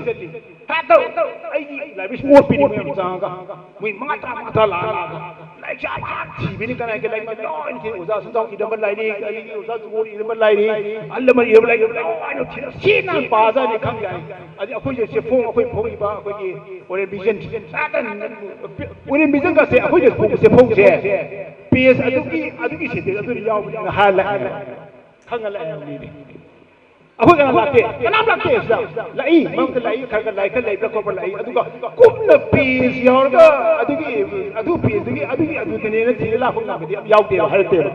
ꯃꯤꯗꯤ ꯍꯥꯏ ꯂꯥꯛꯑꯦꯕ ꯂꯥꯛꯑꯒ ꯆꯞ ꯊꯤꯔꯒ ꯁꯤꯗ ꯄꯥꯔꯣꯏ ꯆꯠꯈꯤꯕ ꯑꯩ ꯀꯔꯤ ꯊꯣꯛꯇꯣꯏꯅꯣ ꯈꯜꯂꯦꯕ ꯑꯗꯨꯒꯤꯗꯤ ꯑꯩꯅ ꯁꯦꯡꯅ ꯍꯥꯏꯕꯗ ꯑꯩꯅ ꯈꯜꯂꯦꯕ ꯀꯩꯅꯣꯝ ꯊꯣꯛꯇꯣꯔꯦ ꯁꯤꯗꯤ ꯀꯩꯅꯣꯝ ꯊꯣꯛꯇꯣꯔꯦ ꯍꯦꯃꯜꯂꯛꯑꯦ ꯃꯣꯏꯁꯤ ꯄꯨꯔꯥ ꯇꯧꯗꯣꯔꯦ ꯑꯗꯨꯅ ꯇꯣꯝ ꯇꯤꯚꯤ ꯏꯟꯇꯔꯚꯤꯌꯨ ꯂꯧ ꯂꯥꯛꯑꯦ ꯑꯩ ꯍꯥꯏꯕꯅꯦ ꯈꯪꯍꯧꯗꯕ ꯃꯤꯀꯨꯞꯇ ꯀꯩꯅꯣ ꯈꯔ ꯊꯣꯛꯇꯣꯔꯦꯅ ꯑꯩ ꯇꯣꯝꯇꯤꯚꯤꯗ ꯍꯥꯏꯕꯅꯦ ꯏꯟꯇꯔꯚꯤꯌꯨꯗ ꯑꯩꯅ ꯃꯣꯏ ꯂꯥꯛꯀꯥꯟꯗ ꯑꯗꯨ ꯊꯣꯛꯈꯤ ꯑꯃꯗꯤ ꯉꯁꯥꯏꯅ ꯄꯨꯈꯤꯕ ꯃꯣꯏ ꯃꯌꯥꯝꯅ ꯂꯧꯁꯤꯟꯈꯤꯕ ꯄꯥꯈꯤꯕ ꯄꯨꯈꯤꯕ ꯃꯌꯥꯝꯁꯤꯡꯗꯣ ꯆꯞ ꯆꯥꯅ ꯏꯊꯣꯔꯛꯏ ꯆꯞ ꯆꯥꯅ ꯊꯕꯛ ꯑꯣꯟꯊꯣꯔꯛꯏ ꯄꯨꯔꯥ ꯀꯩꯅꯣ ꯑꯃꯅꯦꯕ ꯌꯥꯝ ꯍꯩꯁꯤꯡꯅ ꯇꯧꯈ꯭ꯔꯦꯕ ꯄꯣꯠꯁꯦ ꯑꯗꯨꯅ ꯑꯗꯨꯒꯤ ꯁꯣ ꯃꯌꯥꯝꯁꯦ ꯑꯩꯈꯣꯏꯒꯤ ꯈꯪꯍꯧꯗꯕ ꯑꯩꯈꯣꯏ ꯁꯣꯟꯗꯧꯕ ꯑꯩꯈꯣꯏꯗꯒꯤ ꯋꯥꯠꯍꯧꯕ ꯅꯣꯂꯦꯖꯇꯨꯅ ꯊꯣꯛꯈꯤꯕꯅꯤ ꯑꯗꯨꯅ ꯅꯣꯂꯦꯖꯁꯤ ꯑꯩꯈꯣꯏ ꯈꯨꯕꯥꯛ ꯈꯨꯅꯝꯅꯤ ꯑꯩꯈꯣꯏꯁꯦ ꯉꯁꯤ ꯅꯣꯛꯀꯅꯤ ꯍꯌꯦꯡ ꯀꯞꯀꯅꯤ ꯉꯁꯤ ꯀꯞꯀꯅꯤ ꯍꯌꯦꯡ ꯅꯣꯛꯀꯅꯤ ꯂꯣꯏꯅꯃꯛ ꯋꯥꯒꯅꯤ ꯑꯋꯥꯕꯁꯨ ꯅꯨꯡꯉꯥꯏꯒꯅꯤ ꯅꯨꯡꯉꯥꯏꯕꯁꯨ ꯋꯥꯒꯅꯤ ꯑꯗꯨꯕꯨ ꯅꯣꯂꯦꯖꯁꯤ ꯑꯗꯨꯝ ꯋꯥꯡꯕꯗꯅꯤ ꯈꯪꯕꯗꯅꯤ ꯀꯜꯂꯛꯀꯗꯣꯏꯁꯤ ꯑꯗꯨꯅ ꯁꯤꯒꯤ ꯄꯣꯠꯁꯤ ꯑꯩꯈꯣꯏ ꯊꯥꯒꯨꯝꯁꯤ ꯅꯣꯂꯦꯖꯁꯤ ꯑꯩꯈꯣꯏꯅ ꯄꯥꯏꯉꯩ ꯈꯪꯉꯁꯤ ꯈꯪꯗ꯭ꯔꯒꯁꯨ ꯑꯈꯪꯕꯗꯒꯤ ꯇꯥꯁꯤ ꯑꯗꯨꯒ ꯍꯧꯖꯤꯛꯇꯤ ꯑꯩꯈꯣꯏꯁꯦ ꯄ꯭ꯔꯦꯁꯔ ꯄꯤꯔꯦ ꯑꯩꯈꯣꯏꯅ ꯑꯦꯅꯥꯁꯤꯗ ꯄ꯭ꯔꯦꯁꯔ ꯄꯤꯖꯩ ꯑꯩꯈꯣꯏꯅ ꯆꯠꯂꯒ ꯑꯈꯪꯕꯁꯤꯗ ꯅꯈꯣꯏ ꯇꯥꯛꯇꯕ ꯌꯥꯔꯣꯏ ꯁꯥꯇ꯭ꯔꯗꯤ ꯑꯣꯖꯥꯅ ꯈꯪꯒꯗꯧꯅꯤ ꯃꯃꯥ ꯃꯄꯥꯅ ꯈꯪꯒꯗꯧ ꯅꯠꯇꯦ ꯑꯗꯨꯅ ꯁꯥꯇ꯭ꯔ ꯑꯣꯏꯕ ꯑꯐꯕꯁꯤꯡꯗꯣ ꯑꯣꯖꯥꯅ ꯑꯣꯏꯅ ꯈꯜꯂꯒꯅꯦ ꯅꯣꯏꯅ ꯇꯥꯛꯄ ꯉꯝꯗ꯭ꯔꯒꯁꯨ ꯁꯥꯇ꯭ꯔ ꯑꯐꯕꯗ ꯊꯥꯔꯛꯑꯣ ꯑꯩꯈꯣꯏ ꯅꯣꯏꯗ ꯍꯪꯖꯒꯦ ꯁꯥꯇ꯭ꯔꯗꯨꯗ ꯑꯈꯪꯕꯗꯨꯗ ꯔꯤꯁꯔꯁ ꯁ꯭ꯀꯣꯂꯔꯁꯤꯡꯗꯨꯗ ꯑꯗꯨꯒ ꯑꯩꯈꯣꯏ ꯈꯪꯅ ꯍꯣꯠꯅꯖꯒꯦ ꯍꯥꯏꯕ ꯊꯝꯖꯩꯕ ꯑꯗꯨꯅ ꯁꯤꯒꯨꯝꯕ ꯌꯥꯝꯅ ꯑꯩꯁꯨ ꯈꯤꯇꯪ ꯀꯣꯏꯊꯣꯛꯆꯈ꯭ꯔꯦ ꯋꯥꯔꯤꯁꯤ ꯌꯥꯝ ꯁꯥꯡꯉꯦ ꯁꯨꯝ ꯄꯥꯏꯔꯒꯗꯤ ꯅꯨꯡꯉꯥꯏꯇꯕ ꯐꯥꯎꯒꯦ ꯑꯗꯨꯒ ꯉꯁꯥꯏ ꯑꯣꯖꯥ ꯀꯩꯅꯣꯅ ꯍꯥꯏꯕꯤꯕꯗꯣ ꯉꯁꯥꯏꯒꯤ ꯑꯣꯖꯥ ꯀꯩꯅꯣꯅ ꯑꯩꯈꯣꯏ ꯑꯣꯖꯥ ꯀꯩꯅꯣꯅ ꯄꯤ ꯂꯣꯀꯦꯜꯅ chairman Manipur industrial development council ꯀꯣ ꯑꯣꯖꯥ ꯂꯣꯀꯦꯜꯅꯁꯨ ꯉꯁꯥꯏ ꯍꯥꯏꯕꯤꯈ꯭ꯔꯦ ꯃꯔꯨꯑꯣꯏꯅ ꯑꯣꯖꯥ ꯂꯣꯀꯦꯜꯅ ꯍꯥꯏꯕꯤꯈꯤꯕꯗꯨꯗꯤ ꯀꯩꯅꯣꯅꯤ ꯃꯔꯨꯑꯣꯏꯅ ꯌꯥꯝ ꯐꯖꯩ ꯑꯩꯈꯣꯏ ꯏꯟꯇꯔꯄ꯭ꯔꯤꯅꯔꯁꯤꯡ ꯂꯩꯕ ꯄꯣꯠ ꯃꯌꯥꯝꯁꯦ ꯑꯗꯨ ꯑꯩꯈꯣꯏꯅ ꯀꯅꯥꯒꯨꯝꯕ ꯃꯇꯦꯡ ꯄꯥꯡꯕ ꯑꯃ ꯐꯪꯗ꯭ꯔꯒꯗꯤ ꯏꯟꯇꯔꯄ꯭ꯔꯤꯅꯔ ꯑꯣꯏꯔꯒꯁꯨ ꯀꯔꯤꯒꯨꯝꯕ ꯃꯇꯦꯡ ꯊꯨꯖꯟꯕ ꯑꯃ ꯃꯇꯦꯡ ꯄꯥꯡꯕ ꯌꯥꯎꯗ꯭ꯔꯒꯗꯤ ꯌꯥꯝ ꯃꯔꯨ ꯑꯣꯏꯌꯦꯕ ꯑꯩꯈꯣꯏꯅ ꯉꯝꯃꯣꯏꯕ ꯑꯗꯨꯅ ꯅꯣ ꯌꯣꯔ ꯁ꯭ꯀꯤꯝ ꯃꯅꯤꯄꯨꯔꯗ ꯂꯩꯕ ꯑꯗꯨꯒꯨꯝꯕ ꯁ꯭ꯀꯤꯝꯁ ꯃꯌꯥꯝ ꯑꯃ ꯂꯥꯛꯏ ꯄꯣꯠꯁꯤ ꯁꯤ ꯈꯪꯕꯤꯌꯨ ꯅꯩꯅꯕꯤꯌꯨ ꯁꯤ ꯈꯛꯇꯪ ꯃꯇꯝ ꯆꯥꯕꯗ ꯆꯠꯂꯒ ꯃꯌꯥꯝ ꯆꯠꯂꯒ ꯍꯪꯅꯕꯤ ꯄꯣꯠ ꯃꯈꯜ ꯇꯧꯁꯤ ꯃꯗꯨꯗ ꯉꯁꯥꯏ ꯏꯟꯇꯔꯄ꯭ꯔꯤꯅꯔ ꯑꯃꯗꯤ ꯑꯦꯅꯤ ꯑꯗꯔ ꯑꯩꯈꯣꯏꯒꯤ ꯁꯦꯛꯁꯟꯒꯤ ꯃꯌꯥꯝꯁꯤ ꯆꯥꯎꯈꯠꯀꯗꯕꯅꯦꯕ ꯑꯩꯈꯣꯏꯅ ꯑꯗꯨꯅ ꯑꯩꯈꯣꯏ ꯁꯤꯗ ꯂꯩꯕꯤꯔꯤ ꯑꯩꯈꯣꯏꯅ ꯁ꯭ꯀꯤꯝꯁꯤ ꯋꯨꯃꯦꯟ ꯁ꯭ꯀꯤꯝꯗ ꯄꯤꯊꯛꯏ ꯁ꯭ꯀꯤꯝꯁꯤ ꯀꯌꯥ ꯄꯤꯊꯛꯀꯦ ꯃꯌꯥꯝ ꯈꯪꯕꯤꯕ꯭ꯔꯣ ꯃꯌꯥꯝ ꯍꯥꯏꯕ ꯉꯝꯕꯤꯕ꯭ꯔꯣ ꯉꯝꯃꯣꯏ ꯑꯦꯒ꯭ꯔꯤ ꯑꯦꯟ ꯑꯦꯂꯥꯏꯠꯁꯤꯅ ꯃꯅꯤꯄꯨꯔꯁꯤ ꯄꯨꯔꯤꯕꯅꯤ ꯑꯦꯒ꯭ꯔꯤꯀꯜꯆꯔ ꯆꯥꯎꯈꯠꯂꯤꯕꯅꯤ ꯑꯦꯒ꯭ꯔꯤꯀꯜꯆꯔꯅ ꯉꯁꯤ ꯃꯅꯤꯄꯨꯔ ꯈꯪꯉꯤꯕꯅꯤ ꯍꯥꯏꯕ ꯄꯣꯠꯁꯤ ꯑꯦꯒ꯭ꯔꯤ ꯑꯦꯟ ꯑꯦꯂꯥꯏꯠꯇ ꯂꯩꯕ ꯑꯗꯨꯒ ꯁ꯭ꯀꯤꯝ ꯀꯌꯥꯝ ꯂꯩꯒꯦꯕꯁꯤ ꯑꯩꯈꯣꯏ ꯀꯅꯥꯝꯇ ꯈꯪꯗꯦꯕ ꯗꯤꯄꯥꯔꯠꯃꯦꯟ ꯃꯁꯤꯡꯒꯤ ꯃꯤꯗꯤ ꯑꯣꯐꯤꯁꯥꯔ ꯃꯁꯤꯡꯗꯤ ꯃꯣꯏ ꯈꯟꯅꯩꯑꯦꯕ ꯅꯨꯡꯁꯤꯅꯗꯦꯕ ꯅꯪꯅ ꯁ꯭ꯀꯤꯝ ꯄꯥꯏꯔꯗꯤ ꯑꯦꯁ ꯅꯪ ꯈꯪꯅꯤ ꯌꯦꯡꯉꯣꯅ ꯀꯥ ꯂꯩꯕꯁꯦ ꯄꯥꯎ ꯐꯥꯎꯅꯗꯦꯕ ꯃꯣꯏꯅ ꯄꯤꯒꯗꯕ ꯁꯤꯒꯤ ꯃꯦꯁꯦꯖ ꯄꯤꯒꯗꯕ ꯄꯣꯠꯁꯦ ꯑꯃꯒ ꯈꯟꯅꯔꯤꯉꯩꯗꯅꯦ ꯃꯦꯁꯦꯖ ꯄꯤꯕ ꯅꯪꯗ꯭ꯔꯦꯕ प्रजा ꯃꯌꯥꯝꯗ ꯑꯝꯇ ꯄꯤꯗ꯭ꯔꯦꯕ ꯀꯩ ꯈꯪꯍꯧꯗ꯭ꯔꯦꯕ ꯑꯗꯨꯅ ꯃꯣꯏ ꯃꯁꯦꯟ ꯕꯨꯡꯅꯔꯤꯉꯩ ꯃꯣꯏ ꯃꯁꯦꯟ ꯄꯩꯁꯥ ꯇꯥꯜꯂꯤꯉꯩ ꯃꯣꯏ ꯃꯁꯦꯟ ꯈꯟꯅꯔꯤꯉꯩꯗꯅꯦ ꯑꯩꯈꯣꯏ ꯃꯅꯤꯄꯨꯔ ꯂꯣꯏ ꯇꯨꯝꯃꯅꯦꯕ ꯑꯦꯕ꯭ꯔꯤ ꯁꯦꯛꯁꯟ ꯑꯦꯕ꯭ꯔꯤ ꯗꯤꯄꯥꯔꯠꯃꯦꯟ ꯈꯨꯗꯤꯡꯃꯛꯇꯁꯨ ꯑꯗꯨꯅ ꯉꯁꯥꯏ ꯑꯣꯖꯥꯗ ꯍꯥꯏꯕꯤꯁꯦ ꯅꯣꯌꯣ ꯁ꯭ꯀꯤꯝꯗꯨ ꯃꯤꯌꯥꯝꯁꯤꯗ ꯆꯞ ꯆꯥꯅ ꯈꯪꯅꯅꯕꯗ ꯍꯣꯠꯅꯕꯤꯌꯨ ꯃꯔꯨꯑꯣꯏꯅ ꯑꯩꯗꯤ ꯅꯍꯥꯟꯋꯥꯏ ꯑꯩꯅ ꯏꯔꯥꯕꯣꯠ ꯐꯥꯎꯟꯗꯦꯁꯟ ꯑꯣꯏꯖꯔꯤꯗ ꯑꯩꯗꯤ ꯄ꯭ꯔꯦꯁꯔ ꯒ꯭ꯔꯨꯞ ꯑꯣꯏꯖꯔꯝꯃꯦ ꯃꯇꯝꯗꯨꯗ ꯑꯩꯅ ꯆꯤꯡꯖ ꯃꯇꯝꯗ ꯑꯩꯈꯣꯏꯒꯤ ꯂꯩꯕ ꯃꯌꯥꯝ ꯐꯝꯃꯤꯟꯅ ꯃꯇꯝꯗ ꯅꯤꯡꯊꯧꯅ ꯍꯥꯏ ꯄ꯭ꯔꯖꯥꯅ ꯍꯥꯏ ꯅꯣꯏ ꯃꯩꯇꯩꯅ ꯂꯣꯏ ꯊꯝꯕꯥꯜ ꯂꯣꯏ ꯆꯥꯊꯣꯛꯑꯦ ꯀꯩꯗꯧ ꯅꯣꯏ ꯆꯥꯊꯣꯛꯏ ꯃꯌꯥꯝꯗꯨ ꯀꯩꯒꯤꯅꯣ ꯂꯣꯏ ꯂꯧꯊꯣꯛꯑꯒ ꯍꯥꯏꯌꯦ ꯑꯗꯨ ꯑꯩꯅ ꯅꯪ ꯂꯥꯛꯇꯕ ꯅꯪꯒꯤ ꯆꯤꯞꯇꯣ ꯅꯪꯒꯤ ꯚꯤꯂꯦꯖ ꯆꯤꯞꯇꯣ ꯑꯗꯨ ꯍꯪꯉꯨ ꯃꯉꯣꯟꯗ ꯍꯪꯉꯨꯅꯦ ꯂꯣꯏ ꯍꯥꯏꯔꯛꯀꯅꯤꯅꯦ ꯅꯠꯇ꯭ꯔꯒ ꯃꯥ ꯍꯥꯏꯔꯛꯑꯣ ꯑꯩ ꯇꯥꯒꯦ ꯁꯤꯅꯤ ꯑꯁ ꯃꯥꯅ ꯈꯨꯠꯇ ꯄꯨꯄꯨ ꯊꯥ ꯂꯣꯏ ꯇꯣꯛꯈꯤꯕ ꯑꯗꯨꯅ ꯁꯤꯒꯨꯝꯕ ꯃꯌꯥꯝꯁꯤꯕꯨ ꯊꯦꯡꯅ ꯍꯣꯠꯅꯔꯛꯄꯗ